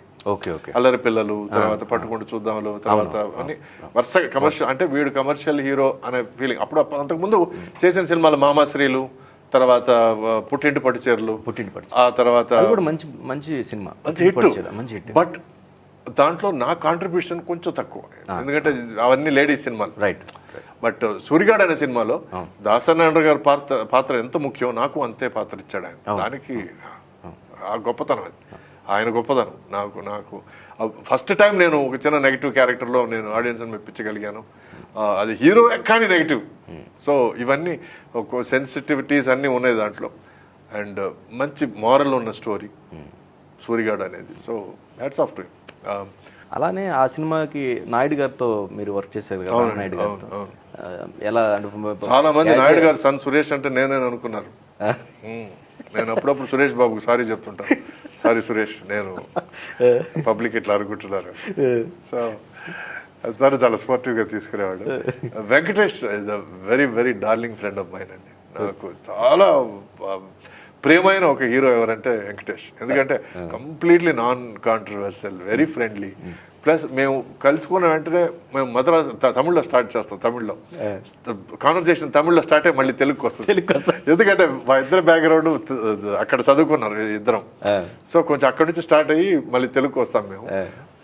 Completely friendly non controversial person. అందుకే నేను తనతో 2 సినిమాలు చేశాను నేను వెంకటేష్తో. And I love him as a person and co star. Naidu గారు నాకు పుట్టింటి పడిచూరు నుంచి పరిచయం. నాయుడు గారు నాకు తండ్రి లాంటి వారంటే అది అతిశయోక్తి కాదు. ఎందుకంటే వేరెవ్వరు నా క్యారియర్ గురించి అంత కేర్ తీసుకునింది, అంత పట్టించుకునింది. ఒక మంచి క్యారెక్టర్ ఉంది, యాక్ట్ చేయగల క్యారెక్టర్ అంటే సురేష్ని పిలవండి అని అనడం నేను చూశాను. ఆయన సినిమా స్టార్ట్ చేస్తున్నారు, ఏమిటి స్టార్ట్ చేసి నన్ను ఇంకా పిలవలేదని నేను ఆఫీస్కి వెళ్తే ఆయన అరుస్తున్నాడు, ఇంకా సురేష్ డేట్లు తీసుకోలేదని. సార్ ఎక్కడ ఉన్నాడు సార్ అని అంటారు. ఇవన్నీ కూడా జరిగాయి, ఇంత కామెడీ ఉంటుంది. సో ఆయన ఆల్రెడీ ప్లాన్ అంతా చేసేసుకొని షూటింగ్ అంతా వెళ్ళిపోదాం అని డిసైడ్ అయిపోయి ఎవరో ఒకరు సాగు కబురు చల్లగా చెప్పాడు, సార్ సురేష్ దగ్గర డేట్లు తీసుకోలేదు సార్ ఎవరో అన్నట్టున్నారు. సో ఆయన అరిచేటప్పుడు ఉన్నారు బయట. నన్ను ఎందుకు పిలవలేదు సినిమాకి అని అడగడానికి వెళ్ళాను నేను. సో అలా ఉంటుంది. అంతే ఆయన నాతో స్ట్రిక్ట్గా ఉండేవాడు. ఎక్కువ మరి క్లోజ్గా ఇట్లంతా లేడు, బట్ దాంట్లో ఎనలేని ప్రేమ ఉంది నా మీద. ఆయనకి ఎంత ప్రేమ ఉందో నాకు చాలా సందర్భాల్లో ఆయన సక్సెస్ కూడా అయ్యాయి. సక్సెస్ అయ్యో అంటే అక్కా చెల్లెళ్ళని, తోడి కోడళ్ళని, చాలా సినిమాలు అండి, ప్రేమ విజేతని. So I love him as a father figure. నాకు ఇప్పటికీ వచ్చి మీకు గాడ్ ఫాదర్ ఎవరన్నా అంటే గాడ్ ఫాదర్ ఎవరు లేరు, బట్ దానికి దగ్గరగా వచ్చారు ఎవరన్నా అంటే నాకు నాయుడు గారు అని అంటాను. ఎందుకంటే పుట్టింటి పడిచూరు నుంచి నేనంటే కొంచెం అభిమానం ఆయనకి. అక్కా చెల్లెళ్ళు సినిమా ఆయన ప్రివ్యూ చూసేసి, ఆయన సినిమానే ఫుల్గా మొత్తం అంతా ఎడిటింగ్ అయిన తర్వాత ప్రివ్యూ చూసేసి ఆయన నెక్స్ట్ ఇచ్చిన ప్రెస్ ఇంటర్వ్యూలో కమల్ హాసన్ తర్వాత ఎవరైనా నటుడు ఉన్నాడంటే సురేష్ అని చెప్పి అన్నాడు. నాకు అసలు పైనుంచి కింద దాకా వణుకు దాడా స్టార్ట్ అయింది. కమల్ హాసన్ ఎక్కడ, మనం ఎక్కడ. నేను మరుసటి రోజు ఆఫీస్కి వెళ్ళిపోయి, సార్ ఎందుకు సార్ నన్ను ఇట్లా తిడతారు, ఏమన్నా మోసారో సార్ నన్ను. కాదా నేను కాంప్లిమెంట్గా చెప్పాను. సార్ వద్దు సార్ అట్లా కంపారిజన్స్ వద్దు సార్. సర్లే చెప్పలే అని అన్నాడు. నా భయం ఏంటంటే అతిశయోక్తి అయిపోతుందేమోనని. ఎందుకంటే కమల్ హాసను కాలు గోటికి కూడా నేను పనికిరా అనేది నాకు కన్ఫర్మేషన్. అది ఓకే, అది మా మైండ్ మెంటల్గా కన్ఫర్మ్ అయిన విషయం. అది నాకు మిగతా వాళ్ళు ఏమనుకుంటున్నారో నాకు అనవసరం. సో ఆ కంపారిజన్లు మాత్రం నాకు వద్దనేది నా ఫీలింగ్. ఈ రోజుకి నన్ను ఎవరితోనూ కంపేర్ చేద్దని అంటాను. ఇంకొక డైరెక్టర్ కోడి రామకృష్ణ గారితో వర్క్ చేశారు. కోడి రామకృష్ణ గారితో కూడా చాలా మంచి సినిమాలు ఉన్నాయి. స్క్రిప్ట్ రైటింగ్, డైరెక్షన్లో నా గాడ్, నా దేవుడు దాసనారాయణ గారు అయితే, పర్ఫార్మెన్స్లో నా దేవుడు కోడి రామకృష్ణ గారు. పర్ఫార్మెన్స్ ఆయన చేసే యాక్టింగ్ లో మీరు ఒక 40% చేస్తే ఎక్స్ట్రాడినరీ యాక్టర్ అండి మీరు. ఎందుకంటే అల్లరి పిల్లలో నాకు కామెడీ నేర్పించాడు ఆయన. ఓకే, దొంగాటలో నాకు విలన్ని నేర్పించాడు ఆయన. స్మూత్ విలన్, ఎక్కడ హే నేను చంపా అది కాదు, చాలా స్టైలిష్. ప్రకాష్ పేరులోనే క్యాష్. డబ్బు కోసం నేనేం చేసినా తప్పలేదు. సో ఇంత స్టైల్గా చెప్పించి జనానికి ఏమో కరెక్ట్ ఏమో అని నమ్మించాడు ఆయన. Such I love him so much. ఎందుకంటే ఆ తర్వాత అమ్మోరు సినిమాలో ఒక పాష్, ఒక లేడీస్ సినిమాలో ఒక మగవాడు కనపడాలంటే అందంగా ఉండాలి. ఎందుకంటే నీకు పని లేదు కాబట్టి అందంగా కనపడం. ఇట్లా ఓపర్గా మాట్లాడేవాడు. సో ఇవన్నీ వచ్చి నాకు షాక్గా ఫీల్ అయ్యారు. ప్రతి ఒక్కరు వచ్చి నువ్వు హీరో అయ్యా, నువ్వు నీదే అని అనడం కంటే ఇది బెటర్ అండి ఓపర్గా మాట్లాడడం. So I love డెమ్ for that. ఇట్లా డిఫరెంట్ షేడ్స్ ఆఫ్ యాక్టింగ్ నాకు నేర్పించాడు. సో ఈ రోజుకి నేను ఏదైనా ఒక పాత్ర ఆలోచిస్తే దేవిపుత్రుడు. దేవిపుత్రుడు దాంట్లో మళ్ళీ నెగిటివ్ క్యారెక్టర్. ఫస్ట్ ఏమో చాలా లాయల్టీ ఉన్న ఫ్రెండ్ లాగా యాక్ట్ చేస్తూ సెకండ్ హాఫ్లో అది విలన్ అని తెలుస్తుంది. ఈ షేడ్స్ అన్ని నాకు నేర్పించింది ఆయన. అందుకే నాకు ఈ రోజు కూడా ఏదైనా పాత్ర వస్తే కోటి రామకృష్ణ గారు ఎట్లా చేస్తారు ఇది అనే చిన్న ఆలోచన అక్కడ నుంచి స్టార్ట్ అవుతుంది. It's lovely school for me. నాకు మంచి స్కూల్ ఇది. నేను ఈ రోజుకి చెప్తున్నాను, ఎక్కువ యాక్ట్ చేయడం ఆయన నేర్పించాడు, ఎట్లా లిమిట్లో యాక్ట్ చేయడం నేర్పించాడు, ఒక పాత్రని ఎలా అప్రోచ్ అవ్వాలి కూడా ఆయన నేర్పించాడు. Okay. So for me is acting school. So హాట్గా మీరు టీ తీసుకుంటున్నారు కాబట్టి హాట్ క్వశ్చన్ ఒకటి వేస్తాను. దడ వణుకు స్టార్ట్ అయింది. సో మీరు చాలామంది హీరోయిన్స్తో వర్క్ చేశారు. సో ఏ హీరోయిన్ మిమ్మల్ని ప్రేమించాలన్న మీ క్వశ్చన్లోనే ఆన్సర్ ఉంది. మీరు చాలా మంది హీరోయిన్స్ తో వర్క్ చేశారు, అంతే. వర్కే చేశారు అంతే. వర్క్ తర్వాత ఏమీ లేదు. ఎందుకంటే మొదటి నుంచి కొంచెం పచ్చిగా ఉంటుంది ఈ ఉపమానం. ఉదాహరణ, ఇంగ్లీష్లో సామెత ఉంది, don't shit where you eat. Okay, మనం తినే ప్లేసు అది అయినప్పుడు మనం వేరే ఏ పని చేయకూడదు. ఆ బాత్రూమ్ పనులు అక్కడ చేయకూడదు కదా. ఇది నాకు వర్క్ చేసే ప్లేస్, ఇది నేను తినే ప్లేస్, దీనివల్ల నాకు కూడు వచ్చే ప్లేస్. సో దీన్ని ఎక్కువ రెస్పెక్ట్తో చూసుకుంటే చాలా బెటర్. రైట్. అండ్ ప్లస్ నా చుట్టూ చూస్తే దానివల్ల ఎన్ని కాంప్లికేషన్స్, దానివల్ల ఎన్ని ప్రాబ్లమ్స్, ఇవన్నీ నా కళ్ళారా చూశాను. Okay. Okay. Number 1, loss of respect. Okay. నేను నా పని చేస్తున్నాను, నువ్వు నీ పని చేస్తున్నావు అన్న రెస్పెక్ట్ పోద్ది. ఓకే. ప్లస్ ఒక రిలేషన్షిప్ మన రెస్పెక్ట్ పోకపోయినా మన రిలేషన్షిప్ ఏదో ఉందంటే దాన్ని కామెడీగా తీసుకోవడం, లేకపోతే లేకిగా మాట్లాడడం. ఎందుకంటే నా ఫస్ట్ వైఫ్ సినిమా ఆర్టిస్ట్, 2 సినిమాలు చేశాను. ఆ 2 సినిమాల ఎక్స్పీరియన్స్తో నాకు జీవితాంతం నాకు అయ్యో మనం కోస్టార్తో మాత్రం లెట్ us బీ కంప్లీట్లీ దూరంగా ఉండడం బెటర్. ఈ రోజుకి కామెడీగా మాట్లాడతాను, జోక్గా మాట్లాడతాను, జోకులు వేసుకుంటాం, ఏదైనా చేస్తాం, but never a relationship, never anything more than that, because it complicates things. ఉన్న అట్మాస్ఫియర్ ఒకలాగా అయిపోద్ది, ఇవన్నీ స్టార్ట్ అవుతాయి. ఎందుకు? ఓకే. అండ్ ప్లస్ పోను నేనేమని అండర్స్టాండ్ చేసుకున్నానంటే మన కమిట్మెంటు, మన ఇన్వాల్వ్మెంటు ఎక్కువ అవ్వను ఆ ఎదుటి మనిషి మనకు ఎంత తెలియకుండా ఉంటే అంత బెటర్ అన్న ఫీలింగ్ స్టార్ట్ అయింది. మనకి ఎదుటి మనిషి బాగా తెలిసిన కొద్దీ కమిట్మెంట్, ఇన్వాల్వ్మెంట్ తగ్గిపోతుంది అనేది నాకు అర్థమైంది. ఓకే. ఓకే. సో ఈ రోజుకి నాకు ఓ పక్కన ఒక బండరాయి ఇచ్చినా కూడా దాంతో రొమాన్స్ చేయగలను, అంత అందంగా రొమాన్స్ చేయగలను. అది అంటే అది నేర్చుకున్నాను. ఎందుకంటే అదే కదా యాక్టింగ్ అంటే. అంతేగాని పక్కన అందమైన అమ్మాయి పెడితే నాకు యాక్టింగ్ వస్తుందంటే వాడు ఎదవాడు. అంటే మరి అంటే దీనికి అనుభవాలంటే బిఫోర్ దట్ మీకు ఎవరో ఒకరు నచ్చుంటారుగా. నాకు చాలా మంది నచ్చారండి. నాకు నచ్చడం అసలు కౌంటే లేదు నాకు. బట్ ఆ నచ్చడం వరకే పెట్టుకున్నాను. ఓకే. అంతకంటే దూరం వెళ్ళలేదు. ఎందుకంటే దూరం వెళ్ళినప్పుడు ఎన్ని అవాంతరాలు జరిగాయి ఏమిటనేది నా కళ్ళారా చూశాను నేను. ఇప్పుడు you are dating somebody, you are in love with somebody, మీరు వాళ్ళతో కూర్చొని భోంచేయాలని అనిపిస్తుంది, వాళ్ళతోనే మాట్లాడాలనిపిస్తుంది, వేరెవరితో మాట్లాడే టైంకి వాళ్ళతోనే మాట్లాడుతుంటే బాగుంటుంది అనిపిస్తుంది. బట్ ఒక film set is much more than that. మీరు డైరెక్టర్తో టైం స్పెండ్ చేయాలి, మీరు రైటర్తో టైం స్పెండ్ చేయాలి, మీరు కెమెరామెన్తో టైం స్పెండ్ చేయాలి. నా ఫేస్ ఇట్లా ఉంది, దీంట్లో ఏమన్నా మార్పులు చేసుకోవచ్చా, ఈ లైటింగ్కి నేను కరెక్ట్గా యాక్ట్ చేస్తున్నాను ఈ లైటింగ్కి.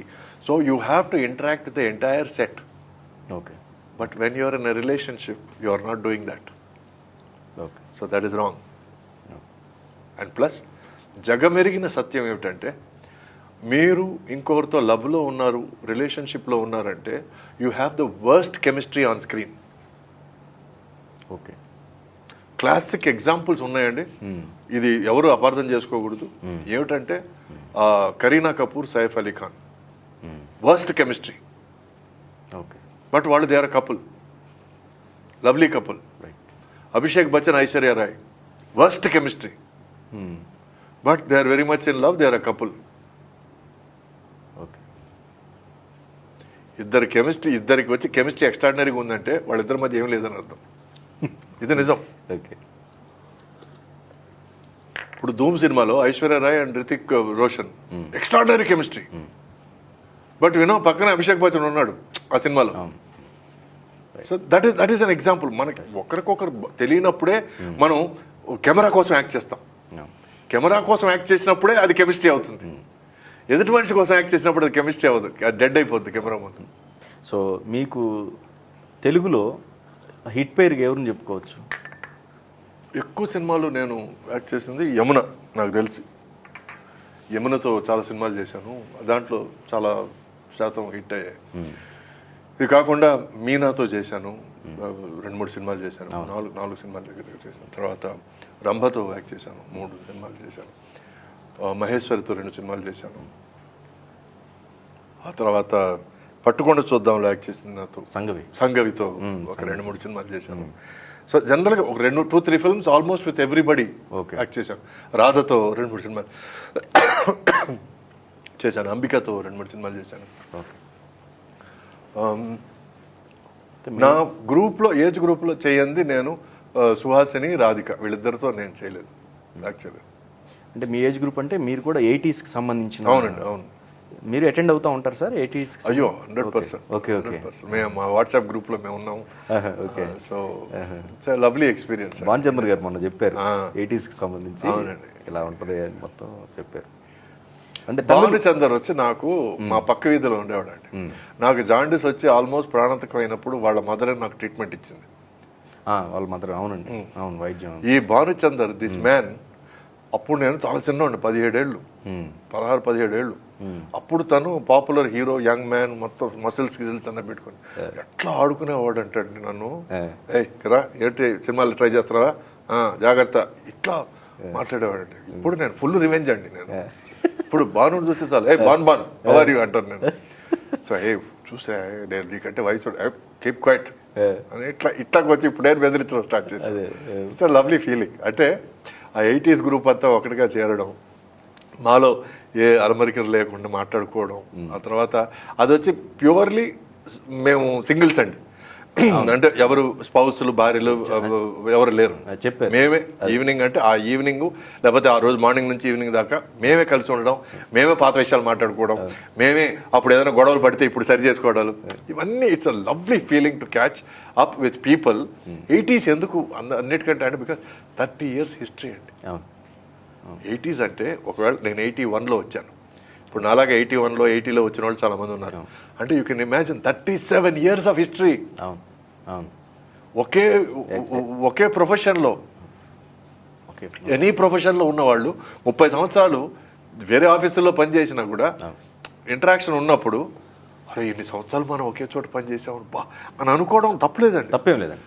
That interaction, that meeting is lovely. It's amazing feeling. So ఇన్ని సంవత్సరాల తర్వాత what is your take away? మీరు అన్నిటికంటే ఎక్కువ తృప్తినిచ్చే విషయం ఏదనంటే ఈ 80s గ్రూప్ అంటాను నేను. నెక్స్ట్ ఎప్పుడు సార్? డిసెంబర్లో ఉంటుందా మీకు? మళ్ళీ అక్టోబర్ నుంచి డిసెంబర్ లోపల ఎనీ టైం. రజనీ గారు వస్తే December 30th ఉంటుంది, ఎందుకంటే ఆయన బర్త్డే. ఓకే. సో ఒక 2-3 రీయూనియన్స్ ఆయన బర్త్డే రోజు చేసుకున్నాం మేము. ఆయన బాగా ఇష్టం మాకు, ఎందుకంటే చాలా కూల్గా ఉంటాడు ఆయన. వచ్చి భుజాల మీద చేసి ఫోటో తీసుకుందాం అని అంటాడు. సో అవన్నీ గొప్పోళ్ళు చేసే విషయం కాదండి, చాలా గొప్పోళ్ళు చేసే విషయం. ఈ so down to earth in spite of being a super duper star, మామూలు విషయం కాదు. Another person I greatly admire is Chiranjeevi గారు. ఆయన కూడా మా 80s రీయూనియన్లో ఆయన భాగం. ఆయన ఈజ్ ఆల్సో మాలాగే young man.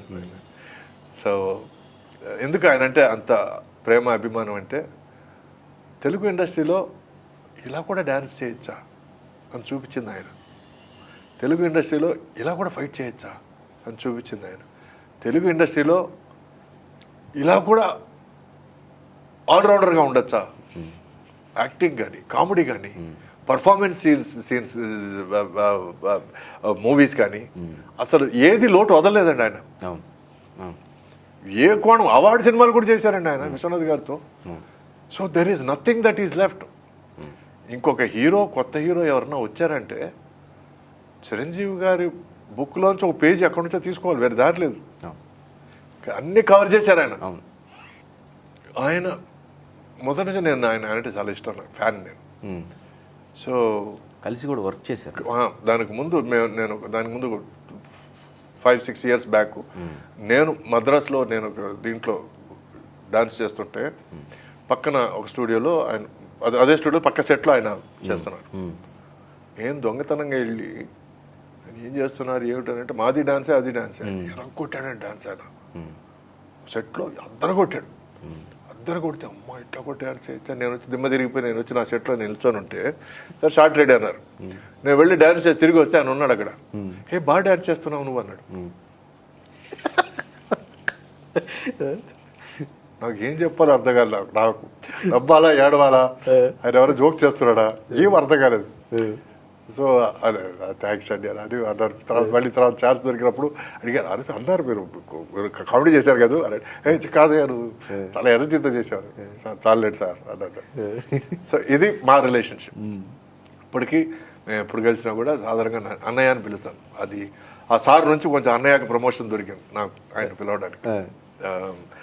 So this is my interaction with Chiranjeevi గారు. రాఘవేంద్ర గారి కాంబినేషన్లో. అవునండి, ఇద్దరు మిత్రులు పోటాపోటీగా ఉంటాయి క్యారెక్టర్స్ ఇద్దరు. అంటే పోటాపోటీ అంటే ఇది నాకు ప్రాబ్లం ఏంటంటే దాన్ని చాలామంది దాన్ని మైనస్ పాయింట్గా కూడా తీసుకుంటారు. నాకు యాక్షన్ చెప్తే నేను అన్నీ మర్చిపోతానండి. నా ఫస్ట్ ఎక్స్పీరియన్స్ మీరు నమ్మరు. ఆయన పాపం సారీ చెప్పేసుకుంటున్నాను ముందే ఈ యాక్టర్కి. కృష్ణరాజు గారితో నేను పల్నాడు పోర్షన్ సినిమా చేస్తున్నాను. ఓకే. ఫస్ట్ డైలాగు ఏందిరా మా మాట తప్పుతావా అని అడగడం. ఓకే. అది కృష్ణరాజు గారు ఎదురుగా డైలాగ్. నేను ఆయన అల్లుండి బట్ ఫుల్ మందు కొట్టేది బ్యాడ్ క్యారెక్టర్, చెత్త క్యారెక్టర్ పెడితే. నేను కరెక్ట్గా టేక్లో అప్పటి వరకు డైలాగ్ చూసుకొని అప్పుడు కరెక్ట్గా టేక్లో కాలర్ పట్టుకు ఏందిరా మామ నువ్వు మాట్లాడేది అనేసరికి ఆయన ఇదేనా నువ్వు చేయాల్సింది చెప్పయ్యా అని అన్నాడు ఒక మాట. సో అంటే నా తప్పు కూడా ఉండొచ్చు, ఎందుకంటే నేను ముందే చెప్పుండాలి ఆయనకి.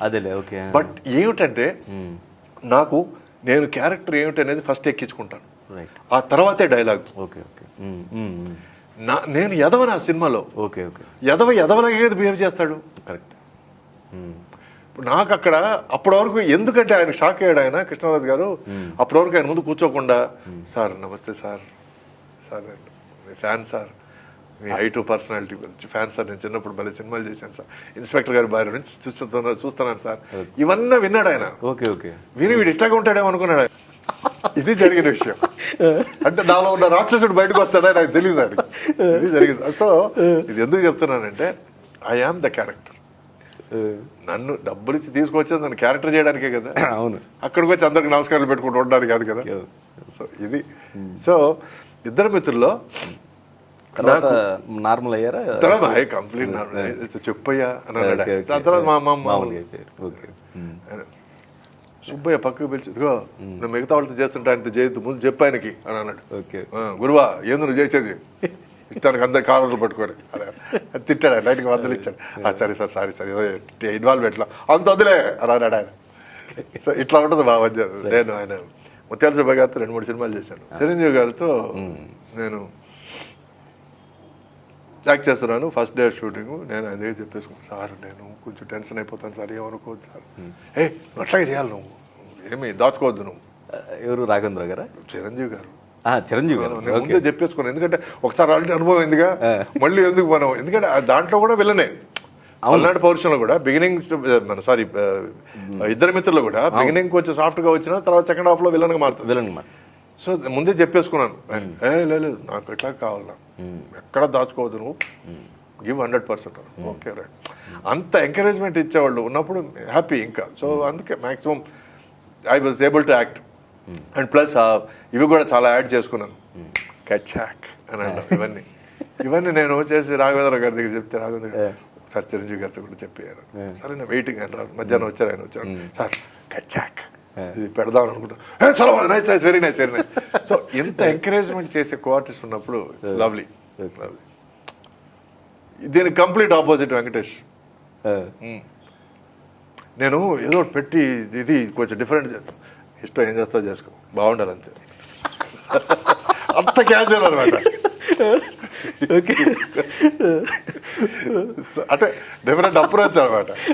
బట్ తన ఎంకరేజ్మెంట్ ఈక్వల్గానే Equal-ఏ, బట్ అది అప్రోచ్ వేరే. ఏం చేస్తా చేసుకోవాలి బాగుండదు. సో ఇది కో స్టార్స్ అంత బాగున్నప్పుడు. అంటే ఒకటి సార్ ఇక్కడ యాక్చువల్గా క్యారెక్టర్ పరంగా అలా బిహేవ్ చేయాల్సి వస్తుంది. అవును, yes. మనం నిజంగా కాదు. నాకు యాక్చువల్గా పల్నాడు పౌరుషం పేరు వచ్చింది కూడా దానివల్లే. అదే అయితే ఇప్పుడు కో ఆర్టిస్టులు ఎవరైనా సరే ఇవి మనకి జరుగుతూనే ఉంటాయా ఇట్లాంటి సందర్భాలు? ఇప్పుడు మనం ముందుగా చెప్పుకోవటం కానీ వెళ్ళి అంటే అవసరం ఉందా చెప్పుకోవాల్సిన అవసరం? ఎందుకంటే క్యారెక్టర్ అలా బిహేవ్ చేస్తుంది కాబట్టి కర్టసీగానా? కర్టసీ అంతేనా? బేసిక్గా కర్టసీ. ఇప్పుడు కొంతమంది ఆర్టిస్టులు ఉన్నారండి, నేను పేరు చెప్పదలుచుకోలేదు. ఓకే. నేను మానిటర్లో చేసిన టేక్లో చేయను అందరూ రెడీగా ఉండండి, మరి టూ మచ్ అండి అది. Okay okay. అంటే నువ్వు టేక్లో ఎవరు కొడతావో తెలియదు అన్నట్టు. ఓకే. మరి అట్లా కూడా ఉండకూడదుగా. అంటే when you're acting you are in control of your senses. Your 7 senses should be in control. ఎదురు మనిషి ఏం చెప్తున్నాడు దానికి తగినట్టు మాట్లాడుతున్నావా? లైటింగ్ ఎక్కడుంది దాని లైటింగ్ తగినట్టు నువ్వు వచ్చి నువ్వు ఫేసింగ్ ఇస్తున్నావా? పక్కనోడు వచ్చి ప్రాంప్టింగ్ ఏమన్నా ఇస్తుంటే ఆ ప్రాంప్టింగ్ సరిగ్గా తీసుకుంటున్నావా? నీ ఎక్స్ప్రెషన్స్ కరెక్ట్గా ఉన్నాయి నీ క్యారెక్టర్కి తగినట్టు? డైరెక్టర్ ఇచ్చిన ఇన్స్ట్రక్షన్స్ నువ్వు ఫాలో అవుతున్నావా? ఇన్ని విషయాలు ఒకేసారి నడుస్తుంటాయి మైండ్లో. ఇవన్నీ మైండ్లో పెట్టుకొని నీ క్యారెక్టర్గానే ఎక్స్టెంపోర్ చేయాలంటే చేయాలి. ఓకే. ఇవన్నీ మనసులో పెట్టుకొని పిచ్చి పట్టినట్టు యాక్ట్ చేయమంటారు. Okay okay. పిచ్చి పట్టినట్టు అటాక్ చేస్తా నీ కంట్రోల్లోనే ఉంటావా? ఉండాలి. అదే నటన అంటే. రైట్. సో కొంతమంది ఏమంటారంటే నేను అట్లాగే యాక్ట్ చేయగలను, నేను ముందు ఏం చేస్తానో చెప్పలేను అని అంటే అది కొంచెం టూ మచ్. సో అట్లా చేసేవాళ్ళు ఉన్నారు. కొంతమంది వచ్చి ఆయన ఎందుకు అంత యాక్ట్ చేస్తాడు కొంచెం అంత చేయొద్దని చెప్పాననే హీరోలు ఉన్నారు. సో అన్నీ ఉన్నాయి. అండ్ ఇంకోటి సార్, సక్సెస్ ఫెయిల్యూరు మేజర్గా ఇండస్ట్రీలో అంటే ఎక్కడైనా తీసుకుంటారు, బట్ ఫిల్మ్ ఇండస్ట్రీలో మేజర్గా దాన్ని తీసుకుంటారు. ఒకవేళ ఫెయిల్యూర్స్ వచ్చాయంటే నెక్స్ట్ ఆపర్చునిటీస్ తగ్గుతూ ఉంటాయి. అవును. మీ టైంలో ఇప్పుడు ఆ పీరియడ్ ఆఫ్ టైం చూసుకున్నప్పుడు ఫెయిల్యూర్స్ ఉన్నప్పుడు కూడా మీకు అవకాశాల విషయంలో ఎక్కడ కూడా ఫెయిల్యూర్స్ అనేవి ఉన్నప్పుడు కూడా అవకాశాలు వస్తూనే ఉంటాయి. అంటే ఇప్పుడున్న వాళ్ళ ఆలోచనకి అప్పుడున్న వాళ్ళ ఆలోచనకి ప్రొడ్యూసర్స్ కానీ డైరెక్టర్స్ కానీ దానికి ఒక ఆన్సర్ ఏమిటంటే సార్, ఇప్పుడు ఈరోజు ఒక హీరోకి తగినట్టు కథ ఎంచుకుంటున్నారు. ఓకే. సో సినిమా ఫెయిల్ అయితే అది ఎవరు తప్పది? హీరో మీద పడుతుంది. హీరో మీద పడుతుంది. ఓకే. అప్పుడు కథకి తగినట్టు హీరోని ఎంచుకునేవాడు. Okay okay. కథే హీరో. సో కథే హీరో. సో సినిమా ఫెయిల్ అయిందంటే కథ ఫెయిల్ అయిందని అర్థం, హీరో ఫెయిల్ అవ్వలేదుగా. సో కాబట్టి మా హీరోలకి ఎక్కువ సినిమాలు ఉండేటివి. Okay okay. ఒక 2 సినిమాలు ఆడినా 2 సినిమాలు ఆడకపోయినా వాడి పని బాగా చేశాడే, కథ కొంచెం మిస్టేక్ అయింది, సెకండ్ హాఫ్ కొంచెం ల్యాగ్ అయింది, ఇవే చెప్తారు తప్ప. ఇప్పుడు గొప్పగా చెప్పుకోవడం కాదు. ఒక నరేష్ యాక్టింగ్ గురించో నా యాక్టింగ్ గురించో రాజేంద్ర ప్రసాద్ యాక్టింగ్ గురించో జనరల్గా వంక పెట్టేవాళ్ళు తక్కువ. జనరల్గా ఇది నేను అతిశయోక్తిగా చెప్పడం లేదు, నేను నానుడి ఇది విని నేను మాట్లాడలేదు. మీరు చాలా భిన్నమైన క్యారెక్టర్లు చేశారు. ఎందుకు భిన్నమైన క్యారెక్టర్లు చేసాము? ఎందుకంటే కథ హీరో కాబట్టి. రైట్. కథను నమ్ముకొని కథ విని అరే ఈ కథ బాగుంది అని ఆలోచించి ఈ కథ బాగుంటే చేశాను తప్ప దీంట్లో నాకు ఎన్ని సీన్లు ఉన్నాయి, నేను ముఖ్య పాత్ర పోషిస్తున్నానా, నాకు 6 పాటలు ఉన్నాయా, 4 ఫైట్లు ఉన్నాయి, ఇవన్నీ ఎప్పుడు చూసుకోలేదు. ఇంట్లో పిల్లి ఈదిలో పులి సినిమాకి నేను చంద్రమోహన్ గారు ఈక్వల్ హీరోస్. నాకు 2 డైలాగులు ఉంటాయి, ఆయనకు 2 డైలాగులు ఉంటాయి. సో చంద్రమోహన్ గారికి సాంగ్స్ ఉన్నాయి. అప్పటికి నేను ఏమన్నానంటే చంద్రమోహన్ గారు బ్రహ్మాండమైన డాన్సర్ సార్, దయచేసి ఆయనకి సాంగ్ పెట్టండి సార్ నేను అడుక్కున్నాను, ఎందుకంటే చంద్రమోహన్ గారి ఫ్యాన్ నేను. Okay okay. సో నాకు ఆ సినిమాలో చంద్రమోహన్ గారితో యాక్ట్ చేయడం నాకు వరప్రసాదం. నాకు ప్లస్ కామెడీ టైమింగ్ నేర్పించాడు ఆయన. ఓకే. అప్పటికి ఇండస్ట్రీ లెక్కలో చంద్రమోహన్ గారు హీరోగా స్టాప్ చేసి కొంచెం బ్రదర్ వేషాలు అవి వేస్తున్న టైం. ఓకే. చాలా మంది వచ్చి అడిగారు అదేమిటి చంద్రమోహన్ హీరో ఏంటని అడిగారు. ఈ సినిమా చూడండి, మీరు మనిషిని చూడొద్దు, సినిమాని చూసి చెప్పండి అని. సినిమా చూసి ప్రతి ఒక్కరు మంచి చాయిస్ అది. ఎందుకంటే దాంట్లో చంద్రమోహన్ గారు బాస్, నేను ఆయన దగ్గర పనిచేసే గుమాస్తాను. బట్ నాకు నోరు ఎక్కువ సినిమాలు. ఆయన వచ్చి పెళ్ళానికి భయపడుతుంటాడు, నేను భయపడను. సెకండ్ హాఫ్ రివర్స్ అవుద్ది. సో కొంచెం కామెడీ సినిమా. సో నేను ఎందుకు ఇవన్నీ చెప్పొచ్చానంటే, మీరు విభిన్నమైన పాత్రలు పోషిస్తూ విభిన్నమైన ఆర్టిస్టులతో మీరు యాక్ట్ చేస్తూ మీరు విభిన్నమైన సర్కమ్స్టాన్సెస్ విభిన్నమైన అట్మాస్ఫియర్లలో మీరు సినిమా చేస్తే మీరు you become a complete actor. Okay. నా ఫేస్ ఇది, నా లుక్ ఇది, నా హైట్ ఇది, దీనికి తగినట్టే కథ రావాలంటే లిమిట్ అయిపోద్ది. ఓకే. అందుకే సంవత్సరానికి ఒక సినిమా, 2 సంవత్సరాలకు ఒక సినిమాను వస్తున్నాయి.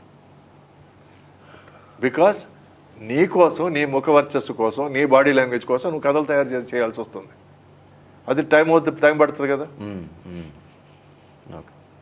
అదే నువ్వు విల్లనిజం ఉన్న క్యారెక్టర్ కానీ, హీరోయిజం ఉన్న క్యారెక్టర్ కానీ, ఏదో న్యూట్రల్గా ఉన్న క్యారెక్టర్ కానీ, పోలీస్ క్యారెక్టర్ కానీ, లేకపోతే ఓ దొంగోడు వేషం కానీ, ఏదైనా పర్లేదు, కథ బాగుంటే చాలు అని అనుకుంటే మీకు ప్రాబ్లం ఉండదు. దెన్ వెర్సటిలిటీ వస్తుంది. ఒక విధంగా నేను ఫీల్ అయ్యేది ఏమిటంటే, ఒక క్యారెక్టర్ ఆర్టిస్ట్ అయిన తర్వాత నేను ఇంకా బాగా యాక్ట్ చేస్తున్నాను, నేను ఇంకా ఎక్కువ క్యారెక్టర్లు దొరుకుతున్నాయి, నాకు వెరైటీ చూడడానికి ఛాన్స్ దొరుకుతుందని నేను ఫీల్ అవుతున్నాను. ఎందుకంటే అప్పుడు చేసిన వెరైటీ కూడా సరిపోలేదు నాకు. ఒక రకంగా అంటే మీరు సెంటిమెంట్ నుంచి కామెడీ నుంచి మళ్ళీ యాక్షన్కి ఇట్లా రావడానికి దర్శకుల ప్రభావం కాదు, అయితే మీ దగ్గరే ఉంది, ఇది మీ సెలక్షన్ చూజ్ చేసుకో. అవును, మనకి ఎందుకంటే మన ఇంటికి వచ్చిన 10 ఆఫర్లలో మనం ఏ ఆఫర్ చేసుకుంటామని మన చేతిలో ఉంటుంది. ఓకే. ఒక్కోసారి 10 వదిలేసి ఇంకోరు ఆఫీస్ దగ్గరికి వెళ్ళి, సార్ మీరు సినిమా చేస్తున్నారంటే కొంచెం డిఫరెంట్ వేషం ఇవ్వండి సార్, మీరు అందరు హీరోలకి డిఫరెంట్ వేషాలు ఇస్తున్నారు అని అడిగిన సందర్భాలు కూడా ఉన్నాయి. ఓకే. ఓకే. నేను పట్టుకొని చూద్దాం, తర్వాత దొంగాడు సినిమా 2 సినిమాలు హిట్ అయిన తర్వాత 8 నెలలు వెయిట్ చేశాను నేను సినిమా చేయకుండా. ఒక వారం రోజులు గ్యాప్లో 2 సినిమాలు రిలీజ్ అయ్యాయి, 2 సినిమాలు హిట్. డిఫరెంట్ సినిమాలు చేయాలి ఆ తర్వాత అనే ఫీలింగ్తో నేను ఈవి సత్యనారాయణ గారి దగ్గరికి వెళ్ళి తిరిగాను నేను. ఆ తర్వాత వచ్చిన సినిమా అమ్మ ఒకటో తారీఖు. ఓకే. సో అమ్మ ఒకటో తారీఖులో శ్రీకాంత్ క్యారెక్టర్ చేస్తావా, నా క్యారెక్టర్ చేస్తావంటే నా క్యారెక్టర్ చేస్తానన్నాను నేను. నాది నెగిటివ్ క్యారెక్టర్. సో ఇట్లా యూ ఆర్ డ్రాన్, మీ క్యారెక్టరైజేషన్ డిఫరెంట్, వైవిధ్యం ఉన్న నటుడు, వైవిధ్యం గల పాత్రలు చేయాలి. లేకపోతే ప్రతిరోజు వెళ్ళి ఒకే పాత్ర చేస్తే బోర్ కొట్టిపోద్ది కదా. ఇప్పుడు నాకు తెలిసి కొంతమంది పోలీస్ వేషాలు ఒక 7 చేశారు వరుసగా. నేను జన్మలో చేయలేను, నేను నా వల్ల కాదు అది. It is not in my system. ప్రతిరోజు వెళ్ళి పోలీస్ క్యాప్ వేసుకొని అదే డైలాగులు మాట్లాడడానికి నా వల్ల కాదు. ఓకే. ఓకే. అంటే అది నాలో లోపం కావచ్చు, బట్ నాకు ప్రతిరోజు ఏదో ఒకటి వెరైటీ చేయాలి, ఏదో ఒకటి డిఫరెంట్గా చేయాలని. లేదు, అందుకని ఇన్ని సినిమాలు చేయగలిగారు మీరు. ఇన్ని సినిమాలు చేయగలరు ఎందుకంటే ఆ వైవిధ్యం కోసం వెతుకుతూ పరిగెత్తాను. అదే. ఇంకేమన్నా జీవితంలో మిస్ అయ్యారు సార్, క్యారెక్టర్ ఇది నేను చేయలేదు అనేది ఏమన్నా ఉందా, లోటు ఏమన్నా? ఇన్ని యాక్చువల్గా ఒక నటుడిగా చెప్పకూడని మాట మీకు చెప్తున్నాను నేను. ఓకే. ఏమి లేవండి. ఎందుకంటే నేను ఏ నటుడిని అడిగినా, సార్ నేను అవిటివాడిగా చేయలేదు సార్, నేను కుంటివాడిగా చేయలేదు సార్, నేను గుడ్డివాడిగా చేయలేదు సార్, అది నాకు చేస్తే బాగుంటుంది ప్రతి నటుడు అంటాడు. నాకు ఎందుకు అట్టాడు ఫీలింగ్లు లేవండి. ఓకే. ఓకే. అంటే డిఫరెంట్ కోసం డిఫరెంట్ చేయడం చాలా రాంగ్ అనేది నా ఫీలింగ్. డోంట్ డూ డిఫరెంట్ చేయడం కోసం, అవిటివాడి క్యారెక్టర్ చేయడం కోసం నువ్వు కథ రాయిపించి చేయడం అనేది చాలా తప్పు నా దృష్టిలో. ఓకే. ఒక కథ ఎవరన్నా తీసుకొచ్చి, సార్ ఈ కథ వచ్చి ఇది సార్ చాలా బాగుంటుంది సార్, చాలా ఎంటర్టైన్మెంట్ ఉంటుంది సార్, చాలా ఇంట్రెస్టింగ్ ఉంటుంది సార్, కానీ హీరో గుడ్ సార్ అంటే ఎస్ నేను చేస్తాను. ఓకే. మీకు అర్థమైందండి తేడా? అర్థమైంది. సో వైవిధ్యం కోసం వైవిధ్యం చేయడం అనేది వెర్రిదనం. కథ బాగుండే ఆ కథలో ఏదో వైవిధ్యం ఉంటే దాన్ని యాక్సెప్ట్ చేసుకోండి. సో కాబట్టి అటువంటి క్యారెక్టర్లు చేయలేదే అన్న ఫీలింగ్ మాత్రం ఎక్కడా లేదు నాకు. ఓకే. దేవుడు నాకేమి ఇచ్చాడో దానికి న్యాయం చేశానన్న ఫీలింగ్ నాకు ఇంకా రాలేదు. కొంచెం ఉందేమో, అది కూడా తీర్చేసుకోవాలని తాపత్రయపడుతున్నాను. ఎందుకంటే నేను లైఫ్లో నా చుట్టూ చూసిన వరకు నేను నేర్చుకున్నది ఏమిటంటే, ఇది చాలు అని అన్న ఎవడి జీవితం బాగాలేదు ఆ తర్వాత. ఇది నేను చూసి నేర్చుకుని భయపడి అది మాత్రం నా నోట్లోంచి రాకూడదని అని తెలుసుకున్న విషయం. ఐఎమ్ హ్యాపీ, ఇది చాలయ్యా నాకు అని అంటే మాత్రం ఆ తర్వాత బాగాలేదు లైఫ్, ఏదో ఒక విధంగా దెబ్బ కొడుతుంది. ఓకే. అండ్ నాన్నగారు మూవీస్ చేశారు, ప్రొడక్షన్ చేశారు, తర్వాత మీకు ఎప్పుడు కలగలేదా అట్లా, అంటే వాటి మీద, అంటే నేను కూడా ప్రొడక్షన్ చేయాలని నిర్మాణం? నేను మా ఫాదరు ప్రొడ్యూసర్ డైరెక్టర్ అయినప్పుడు, ఆయన తర్వాత మొత్తం ప్రొడక్షన్ కష్టాలు అవి పడేటప్పుడు నేను ఎప్పుడు ఇట్లా ప్రొడ్యూసర్ డైరెక్టర్ కాను లేరా మాట్లాడతాను ఇష్టం అని ఆయన అన్నాడు.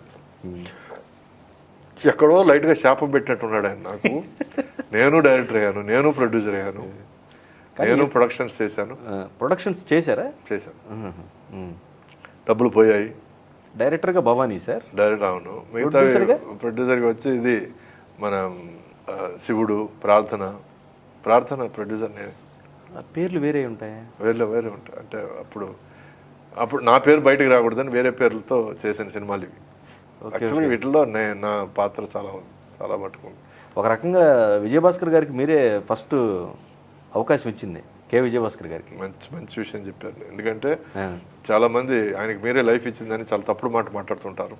మీరు చాలా ఉన్నతంగా మీరే అవకాశం ఇచ్చిందన్నారు, అది కరెక్ట్ మాట. అవకాశం కూడా దేవుడు నా రూపంలో ఇంకొకరికి ఇస్తాడు, అంతేగాని మనం ఇచ్చే అవకాశం లేదు. అంటే బట్ ఒక అప్రెంటిస్గా పనిచేస్తున్నాడు తను బి గోపాల్ గారి దగ్గర. అక్కడ నుంచి అతని థాట్స్ ఆలోచన బాగుందని చెప్పి అతన్ని పిలిచి ప్రార్థన సినిమాకి డైరెక్షన్ ఇవ్వడం జరిగింది. కానీ చాలా మంచి మేధస్సు ఉన్న ఒక writer, director, 100% very good director.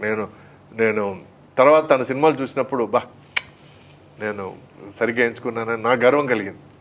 ఇప్పుడు బిడ్డను చూసేటప్పుడు వాళ్ళు ప్రయోజకులు అయినప్పుడు కదా గర్వం వచ్చేది, పుట్టినప్పుడు పెరిగేటప్పుడు గర్వం రాదు. అలాగే రామ్ లక్ష్మణ్ ఫైటర్స్, వాళ్ళని నేనే ఆపర్చునిటీ దేవుడు నాకు కల్పించాడు వాళ్ళకి ఆపర్చునిటీ ఇవ్వడానికి. సో వరుసగా 2 సినిమాలు 3 సినిమాలు ఫస్ట్ సినిమా వాళ్ళవే. ఇప్పుడు ఈరోజు టాప్ స్టంట్ కొరియోగ్రాఫర్స్. ఫస్ట్ సినిమా మీదేనా? అదే ఏ సినిమా సార్ అది?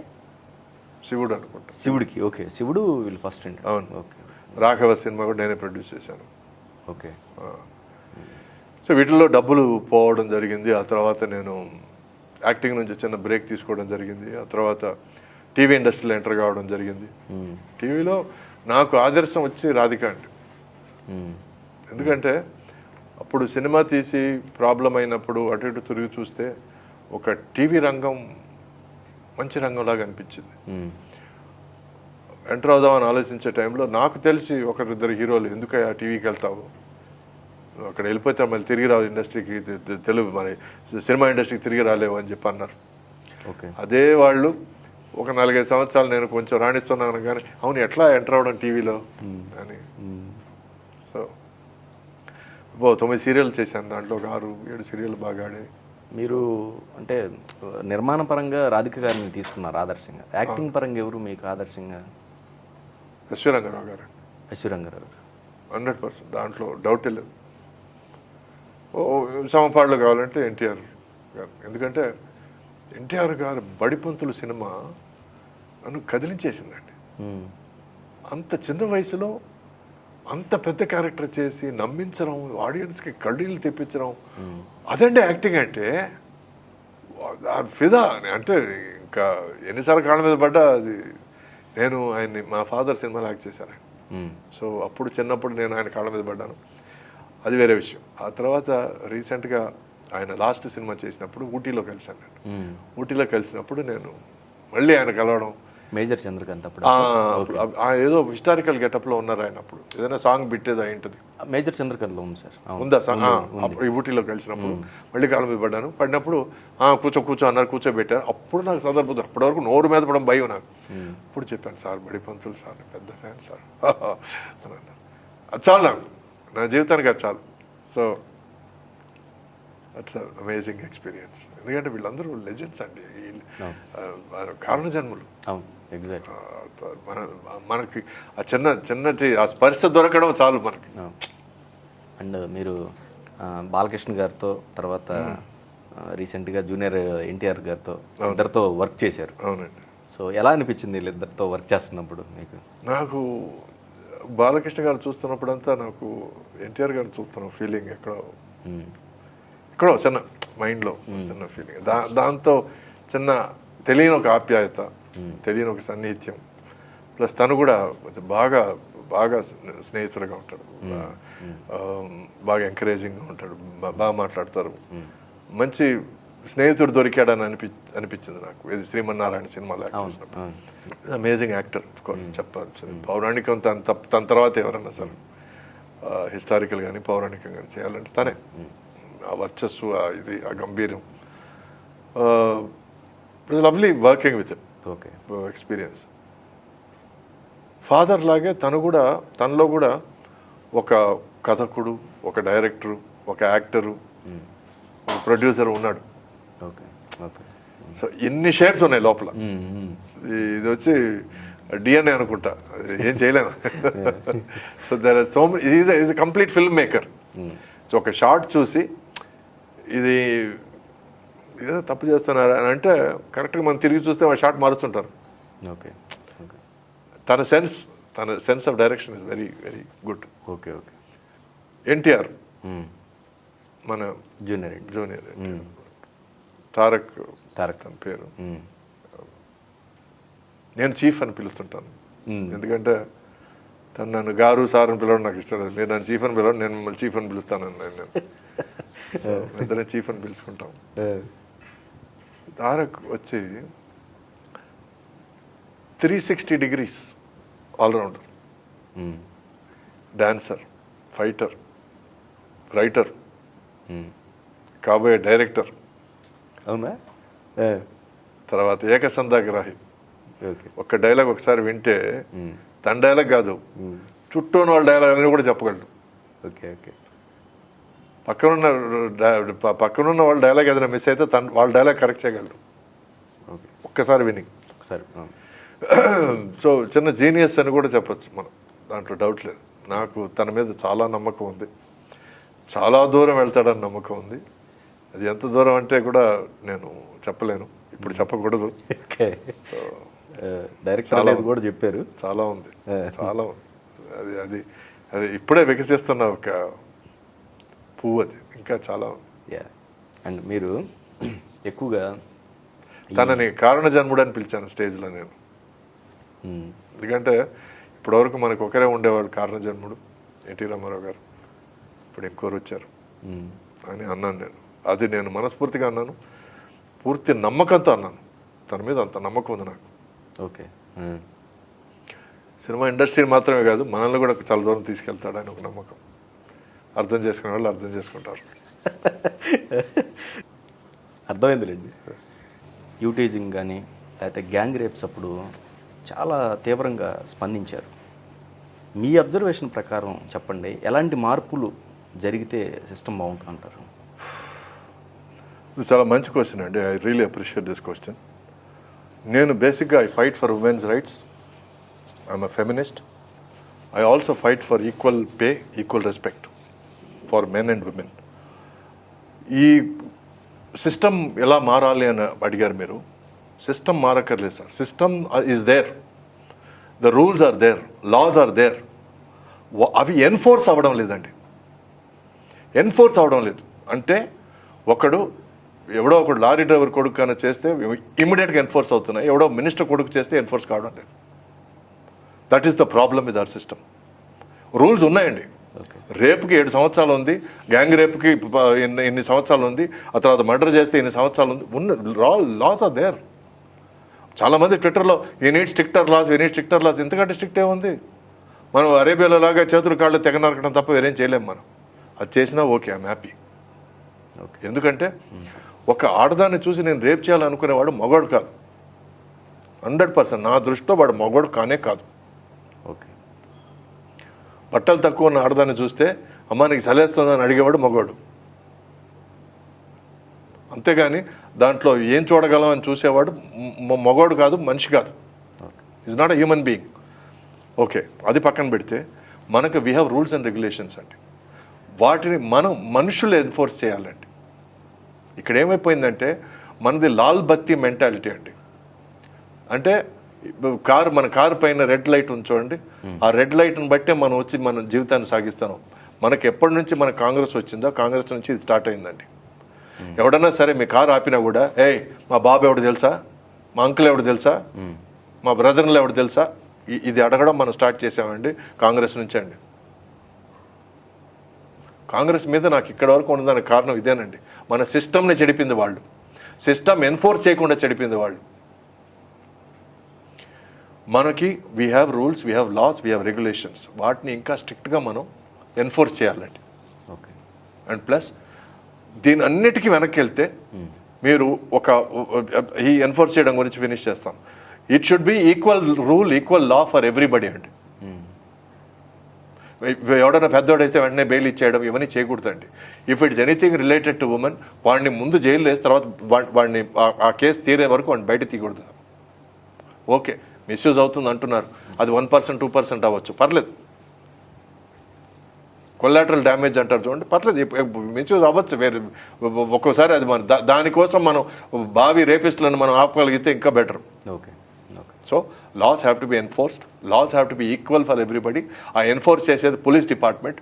పోలీస్ డిపార్ట్మెంట్ నుంచి మన లీగల్ డిపార్ట్మెంట్ వరకు. Police department is filled with police officers who sometimes wonder, ఎవరు కొడుకో, ఎవరు తమ్ముడో, ఎవరు ఏదో వండర్, అది పోవాలండి ఫస్ట్.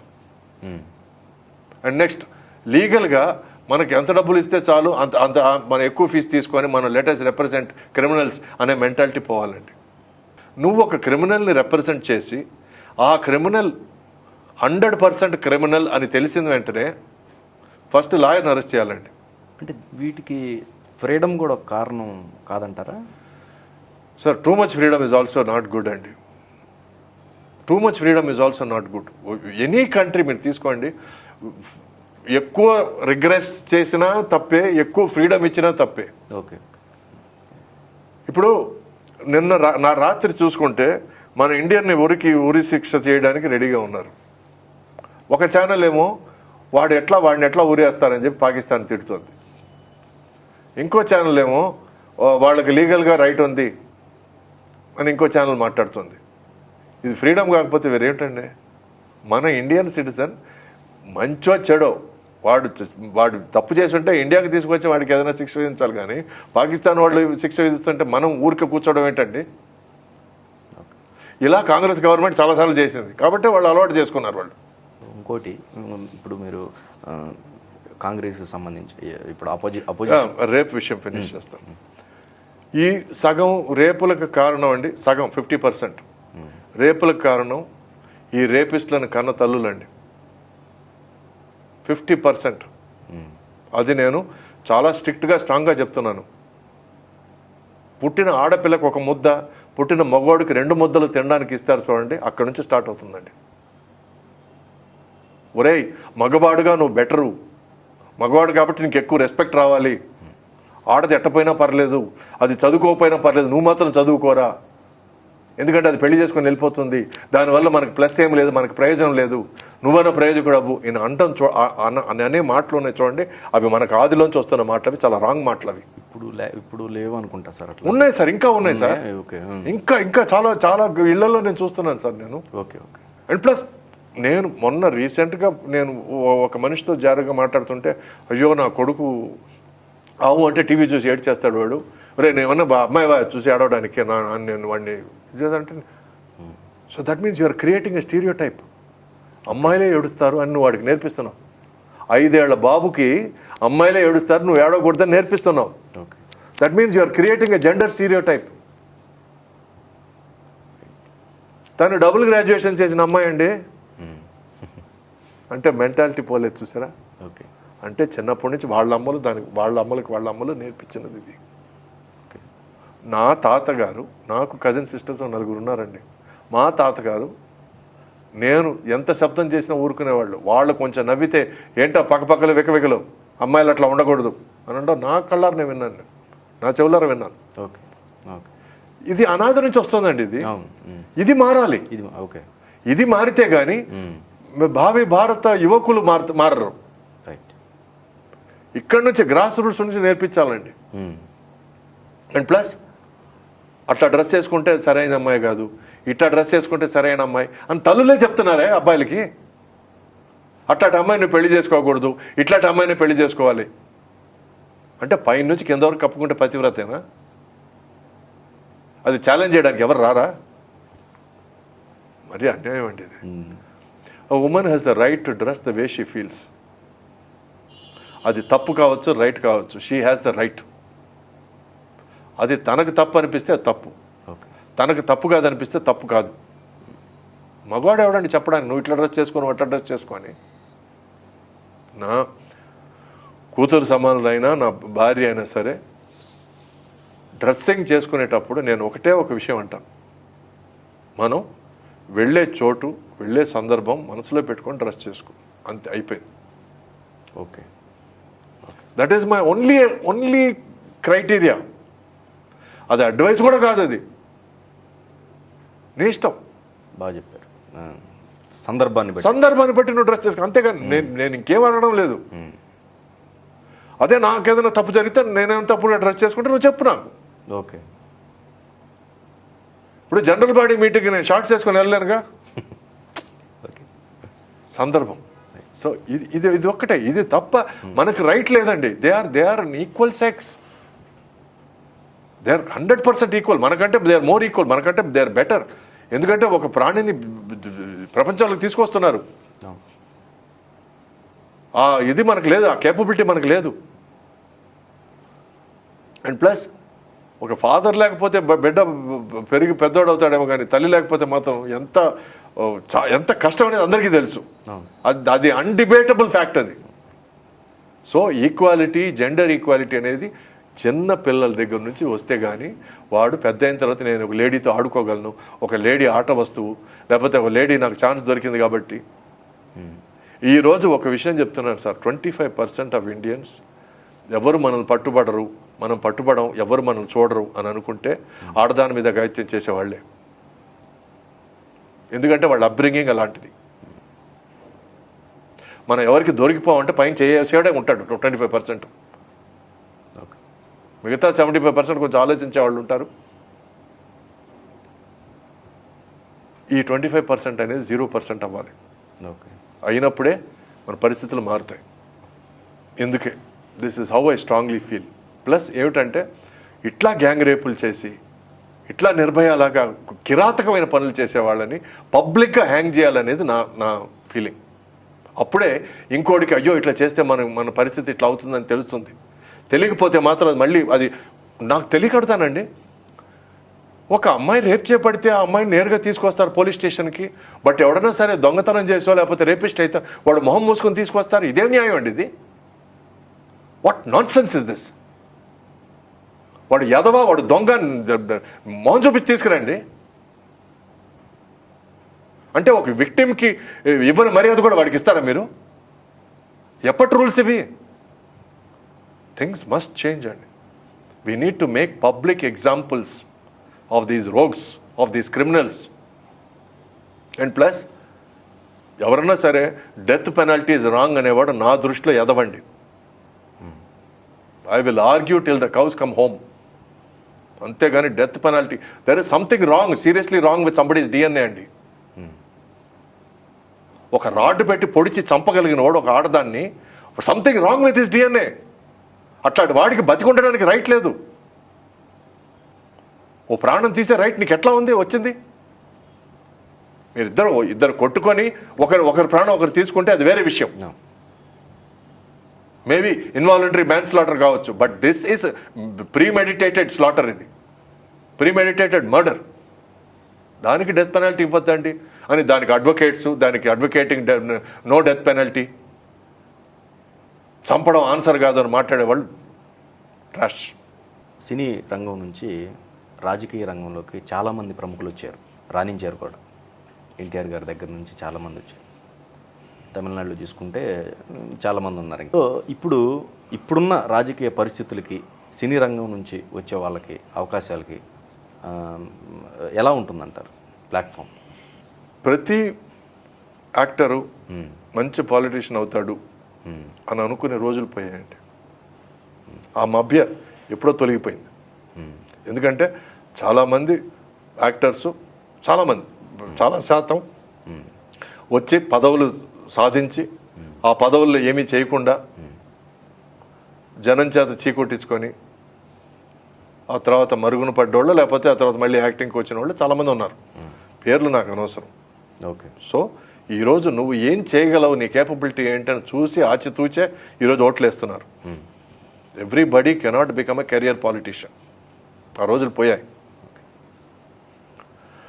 బట్ 100% మనకి మంచి పాలిటీషియన్ అనేవాళ్ళు, మన కోసం ఫైట్ చేసేవాళ్ళు, ఏదైనా తప్పు జరుగుతుందంటే దాన్ని ఎత్తి చూపించేవాళ్ళు 100% కావాలండి. ఓకే. అది ఒక మామూలు మనిషి కంటే ఒక 4 రెట్లు ఎక్కువ ఫోకస్ ఎవరికి వస్తుంది? ఒక సినిమా యాక్టర్కి వస్తుంది. సెలబ్రిటీస్. Yes, right. సో ఒక సెలబ్రిటీ కానీ సినిమా యాక్టర్ కానీ వచ్చి న్యాయం మాట్లాడడం అనేది తప్పులేదు, 100% తప్పులేదు. మనం రెగ్యులర్గా దాని గురించి చేయాలి, మనం దాన్ని మ్యాక్సిమం చేయాలి అని అన్నవాళ్ళు పొలిటీషియన్స్ అవుతారు. ఈరోజు పవన్ కళ్యాణ్ గారు చాలా విషయాలు మాట్లాడుతున్నారు. ఓకే. నాకేదో పర్సనల్గా ఏది తప్పు అనిపించలేదు. అవును కదా అనే విషయాలే ఆయన మాట్లాడుతున్నారు. సో దానికి పొలిటికల్ అజెండా ఉన్నవాళ్ళు దాన్ని ఏదన్నా దానికి వేరే ఏదో కలర్ ఇవ్వడమో లేకపోతే ఏదో దాని గురించి మాట్లాడడమో చేయొచ్చు. కానీ బట్ అలాంటి ఒక పాలిటీషియన్ మనకి డెఫినెట్గా అవసరం. ఓకే. ఎందుకంటే ఏం మాట్లాడాలో ఆ విషయం నాకు తెలియదు, ఆ విషయం గురించి అంత పొలిటికల్ ఎక్స్పీరియన్స్ లేదు నాకు, అంత పొలిటికల్ కేపబిలిటీ లేదు నాకు. సో పవన్ కళ్యాణ్ గారు అయితే రావాలి ఖచ్చితంగా ఇప్పుడున్న పరిస్థితి. ఎక్కడికి రావాలని తెలియదు నాకు. ఆయన అడిగే క్వశ్చన్లు కరెక్ట్గా ఉన్నాయి అన్నాను నేను. ఓకే. ఓకే. అంతే. సో మీరు బీజేపీ తరఫున ఓన్లీ క్యాంపెయిన్ వరకే పరిమితం అనుకోవచ్చా, లేకపోతే అంటే నేను ఎక్కడున్నా నాకే తెలియదండి. ఇంకా నేను డిసైడ్ చేసుకోలేదు. ఇంకా అది ఒక చిన్న ఫార్మేషన్కి రాలేదు. బేసిక్గా నిజం చెప్పేస్తాను. నిజం ఏమిటంటే స్వతహాగా నా డిఎన్ఏ వచ్చి ఆమె యాక్టివిస్ట్. యాక్టివిస్ట్ ఎవరంటే ఏదైనా తప్పు జరిగితే దాని గురించి కొంచెం గొంతెత్తి మాట్లాడేవాళ్ళు, మనకెందుకు అనుకోకుండా ఇది తప్పు, ఇది ఇలా జరగకూడదు, దీన్ని ఒక 4 పెద్ద మనుషులు కలిపి దీన్ని సరిచేయండి అని పెద్ద మనుషుల కోసం వెతుకుతూ ఆ పెద్ద మనుషులు చేర్చుకొని ఏదో ఒకటి సరి చేయాలని ట్రై చేయడం. ఇప్పుడు ఫర్ ఎగ్జాంపుల్ మాట వరుసకి ఈ స్వచ్ఛ భారత్ నాకు బాగా నచ్చింది. నాకు తెలిసి ఒక 10-20 టాయిలెట్లు నిర్మాణానికి నేను తోడ్పడి ఉంటాను. సో ఇవన్నీ వచ్చి పబ్లిసిటీ చేసేవి కావు, ఇవన్నీ మన ఇంట్రెస్ట్తో చేసేటివి. ఓకే. నేను యాక్చువల్గా పాలిటిక్స్లోకి రావడానికి కారణం ఏమిటంటే నేను ఒంటరి మనిషిగా మాట్లాడిన ప్రతి మనిషి మాటని కొంచెం లైట్గా తీసుకోవడాలో లేకపోతే రాళ్ళు వేయడాలో లేకపోతే థ్రెట్స్ ఇవ్వడాలో ఇవన్నీ జరగడం వల్ల మనం ఒక పొలిటికల్ పార్టీతో మనం అనునయం అయితే దానికి కొంచెం సీరియస్నెస్ కలుస్తుంది, లేకపోతే మనల్ని ఒంటరి పక్షిగా చూసి రాళ్ళు వేసడం జరుగుతుంది. ఎగ్జాక్ట్లీ, కొంచెం స్ట్రాంగ్గా ఉంటుంది. ఇప్పుడు నేను ఒక్కడిని మాట్లాడడానికి 10 మందిని కలిపి చేర్చుకొని మాట్లాడడానికి తేడా ఉంటుంది. సో దానివల్ల 50%, మిగతా 50% మోడీ గారు అంటే ప్రాణం నాకు. ఆయన ఫస్ట్ స్పీచ్ నుంచి ఇప్పుడు లాస్ట్ వరకు ఏవేవి యూట్యూబ్లో ఉన్నాయో ఏవేవి అవైలబుల్గా ఉన్నాయో అవన్నీ విన్నాను నేను. నాకు అలా మాట్లాడే మనిషి కావాలి నాకు. మేము రాజులము, మేము రాణులము, మేము 1940 నుంచి మా పార్టీ ఉంది. సో మా తాతగారు ప్రైమ్ మినిస్టరు, మా నాన్నగారు ప్రైమ్ మినిస్టరు, నేను ప్రైమ్ మినిస్టర్, నా కొడుకు ప్రైమ్ మినిస్టర్, నా కొడుకు ప్రైమ్ మినిస్టరు. ఎవడబ్బా సొమ్ము అండి ఇండియా? ఎవడబ్బా సొమ్ము కాదు, ఎవడు కొడుకు సొమ్ము కాదు ఇది. సో దాని మీద పుట్టిన ఒక అసహ్యంతో మన సిస్టమ్ ఈజ్ గోయింగ్ రాంగ్. మనం నిజంగా చెప్తున్నామండి, మనం Venezuela is going through amazing international deficit, monetary deficit కానీ అన్నీ కానీ. ఒక బ్రెడ్ ముక్క వచ్చి 10,000 రూపాయలు రేంజ్లో ఉంది.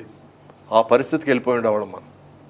ఇదే గవర్నమెంట్ కనుక కంటిన్యూ అయ్యింటే they would have brought us economic ruin. Modi గారి బాటలో ఫాలో అవ్వాలని, మనం అందరం ఆయన బాట ఫాలో అయితే మంచి జరుగుతుందని ఆ నమ్మకంతో నేను మాట్లాడే విషయాలు, ఇది తప్పు ఇది ఒప్పు అని జరిగే విషయాలు నలుగురికి ఇంకా రీచ్ అవ్వాలన్న ఆశతో నేను బీజేపీలో జాయిన్ అవ్వడం జరిగింది. బీజేపీలో జాయిన్ అవ్వడం మెయిన్గా ఎందుకంటే 4 చోట్ల 4 విషయాలు చెప్పడానికి. సో అంటే అప్పుడు ప్రచారం అప్పుడు ఓకే, బిఫోర్ దట్ ఆయన ప్రైమ్ మినిస్టర్ అయిన తర్వాత ఇప్పటి వరకు చేసిన కార్యక్రమాలన్నీ కూడా బాగానే ఉన్నాయని మీరు సమర్థిస్తారు? 100% అన్నీ బాగానే ఉన్నాయి. అన్నీ బాగానే ఉన్నాయి. ఓకే. బాగా లేనట్టు ఏదైనా చెప్తే మీరు దాని గురించి ఆర్గ్యూ కూడా చేస్తాను నేను. ఓకే. లేదు, నేను జనరల్గా అడుగుతున్నాను. ఓకే. మీరు ఇప్పుడు మేజర్గా మీరు తీసుకున్నారంటే ఈ సర్జికల్ స్ట్రైక్ అన్నారు. సర్జికల్ స్ట్రైక్ ఎదురుగా మాట్లాడేవాడు he's not a patriot. Surgical strike ఎదురుగా మాట్లాడేవాడు ఇండియాలో ఉండడానికి రైట్ లేదు వాడికి. ఎందుకంటే పాకిస్తాన్ మనల్ని ఎంత పీడించింది. Number 2 demonetisation. మనకు బంగ్లాదేశ్ నుంచి నోట్లు వస్తున్నాయి, పాకిస్తాన్ నుంచి నోట్లు వస్తున్నాయి, ప్లస్ టెర్రరిస్టులు అబ్రాడ్ వాడుతున్నారు అదే నోట్లు. ఏం ఒక నెల 2 నెలలు కష్టపడ్డాం, పర్లేదు. మొత్తం ప్రక్షాళన అయిందిగా. మీకు తెలియని విషయం, ఇంకొక 1 year వరకు నవంబర్ డిసెంబర్ డిపాజిట్లు ఎంచుకోవడానికి టైం పడుతుందండి ఇండియాకి. నవంబర్ డిసెంబర్లో ఎవరెవరు బ్యాంకుల్లో ఎంతెంత వేసారు, ఎన్ని బినామీల పేర్లతో వేసారు, ఎంతమంది ఒకే కంపెనీ ఎంతమందికి ఎన్ని కంపెనీల పేరుతో వేసింది, ఇవన్నీ ట్యాక్స్ ఆడిట్ చేయడానికి 1 year ఎక్స్ట్రా పడుతుంది. ఓకే, అంటే ఎంతమంది నల్లధనం దాచుకొని ఉన్నారు మన ఇండియాలో. దాన్ని తెల్లధనం కావడానికి ఎన్ని ప్రయాసలు పడాల్సి వచ్చింది, ఆయన మోడీ గారు ఎన్ని తిట్లు తినాల్సి వచ్చింది. బట్ స్టిల్ ఇదంతా మంచి కోసమే. దయచేసి మీరు చూస్తుండండి. Next real estate sector. Maximum black money ఉండేది రియల్ ఎస్టేట్ సెక్టర్లోనే. అది నెక్స్ట్ రాబోతుంది. So I will defend him till whatever is done now. Future గురించి నాకు తెలియదు, కానీ ఈ రోజు వరకు నేను even if I'm a silent spectator, నేను సైలెంట్గా హర్షిస్తుంటాను తప్ప ఇప్పుడు నేను పొలిటికల్ స్పీచెస్ గాను, ఇప్పుడు నేను పొలిటికల్గా మాట్లాడడం గాను, ఇప్పుడు పొలిటికల్ ఇన్వాల్వ్ అవ్వడం గాను చేయడం లేదు.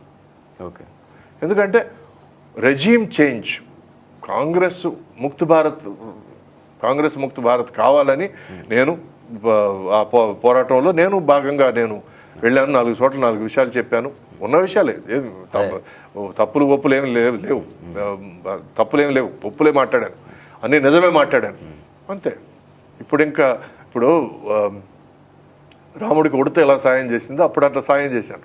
మా ప్రమాణ స్వీకారం చేసేటప్పుడు ఎవరైతే ప్రీవియస్ అధ్యక్షులు ఉంటారో వాళ్ళ సమక్షంలో మీకు ప్రమాణ స్వీకారం జరుగుద్ది. ఇది సాంప్రదాయం కదా, అవునా? లేకపోతే మా సంబంధించి ఏ క్వశ్చన్ అయినా మీరు శివాజీ రాజా గారిని, నరేష్ గారిని అడగారు. I'm not at liberty to talk about MAA. పోనీ చెప్పగలుగుతారా?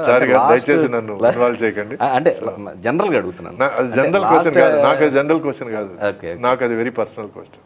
Okay okay, so I can't answer that question.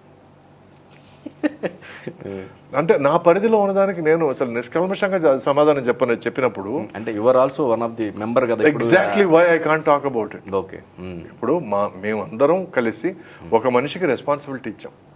మా తరఫున చేసే సేవల్ని నువ్వు తీసుకో, మా తరపున మాట్లాడే మాటలను నువ్వు మాట్లాడు అని ఆయనకి రెస్పాన్సిబిలిటీ ఇచ్చినప్పుడు ఆయన మాట్లాడాలి.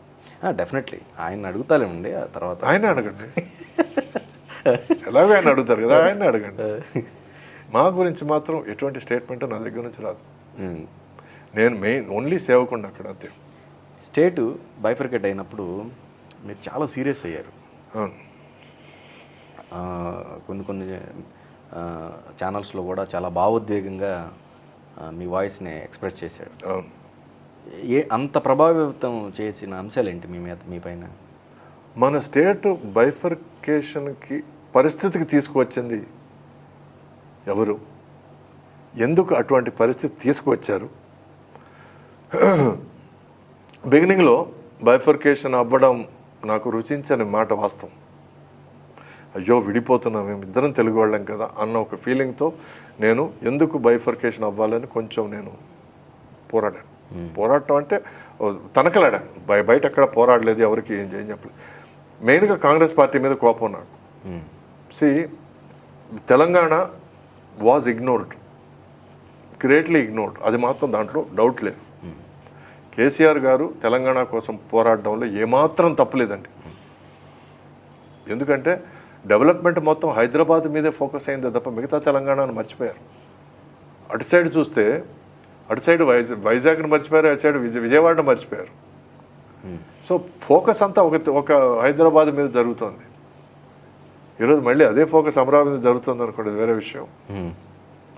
We never learn from our mistakes. Anyway అది వేరే టాపిక్ అది. సో ఆ ఫోకస్ అంతా ఒక హైదరాబాద్ మీద జరిగి మిగతా అంతా మర్చిపోయేసరికి what about rest of Telangana collectively ఎప్పుడు ముందుకు రావడం, ఎప్పుడు లైఫ్ లాంగ్ ఇగ్నోర్ చేయబడుతుందా అని ఆయన పోరాటం చాలామందికి న్యాయం అనిపించింది. పోను ఆ విషయం బ్యాక్గ్రౌండ్ ఆలోచించి ఎన్ని రోజులు ఎన్ని సంవత్సరాల నుంచి వస్తుంది, రజాకుల కాలం నుంచి పోరాటం జరుగుతుంది, ఈ బ్యాక్గ్రౌండ్ అంతా చదివిన వాళ్ళకి ఓహో న్యాయమైన పోరాటం ఏది, it must happen, but it has to happen properly. Congress వాళ్ళు ప్రాపర్ అంటే ఏమిటో తెలియదండి. ఓకే, కాంగ్రెస్కి ఈ బైఫర్కేషన్ అనేది ఒక పోరాటం వల్ల ఇవ్వడం కాదండి. బైఫర్కేషన్ అనేది ఒక కామన్ సెన్స్ వల్ల జరగాలి. అండర్స్టాండ్? పోరాటం okay, but common sense. What is the revenue stream for Telangana? Telangana capital ఏముంటుంది, తెలంగాణకి నెక్స్ట్ బెస్ట్ స్టేట్ ఏముంటుంది, నెక్స్ట్ స్టేట్స్కి ఏమిటి దారి, హౌ టు డెవలప్ ఎవ్రీథింగ్. ఇంకో ముఖ్యమైన విషయం ఏంటంటే Telangana is a land locked state.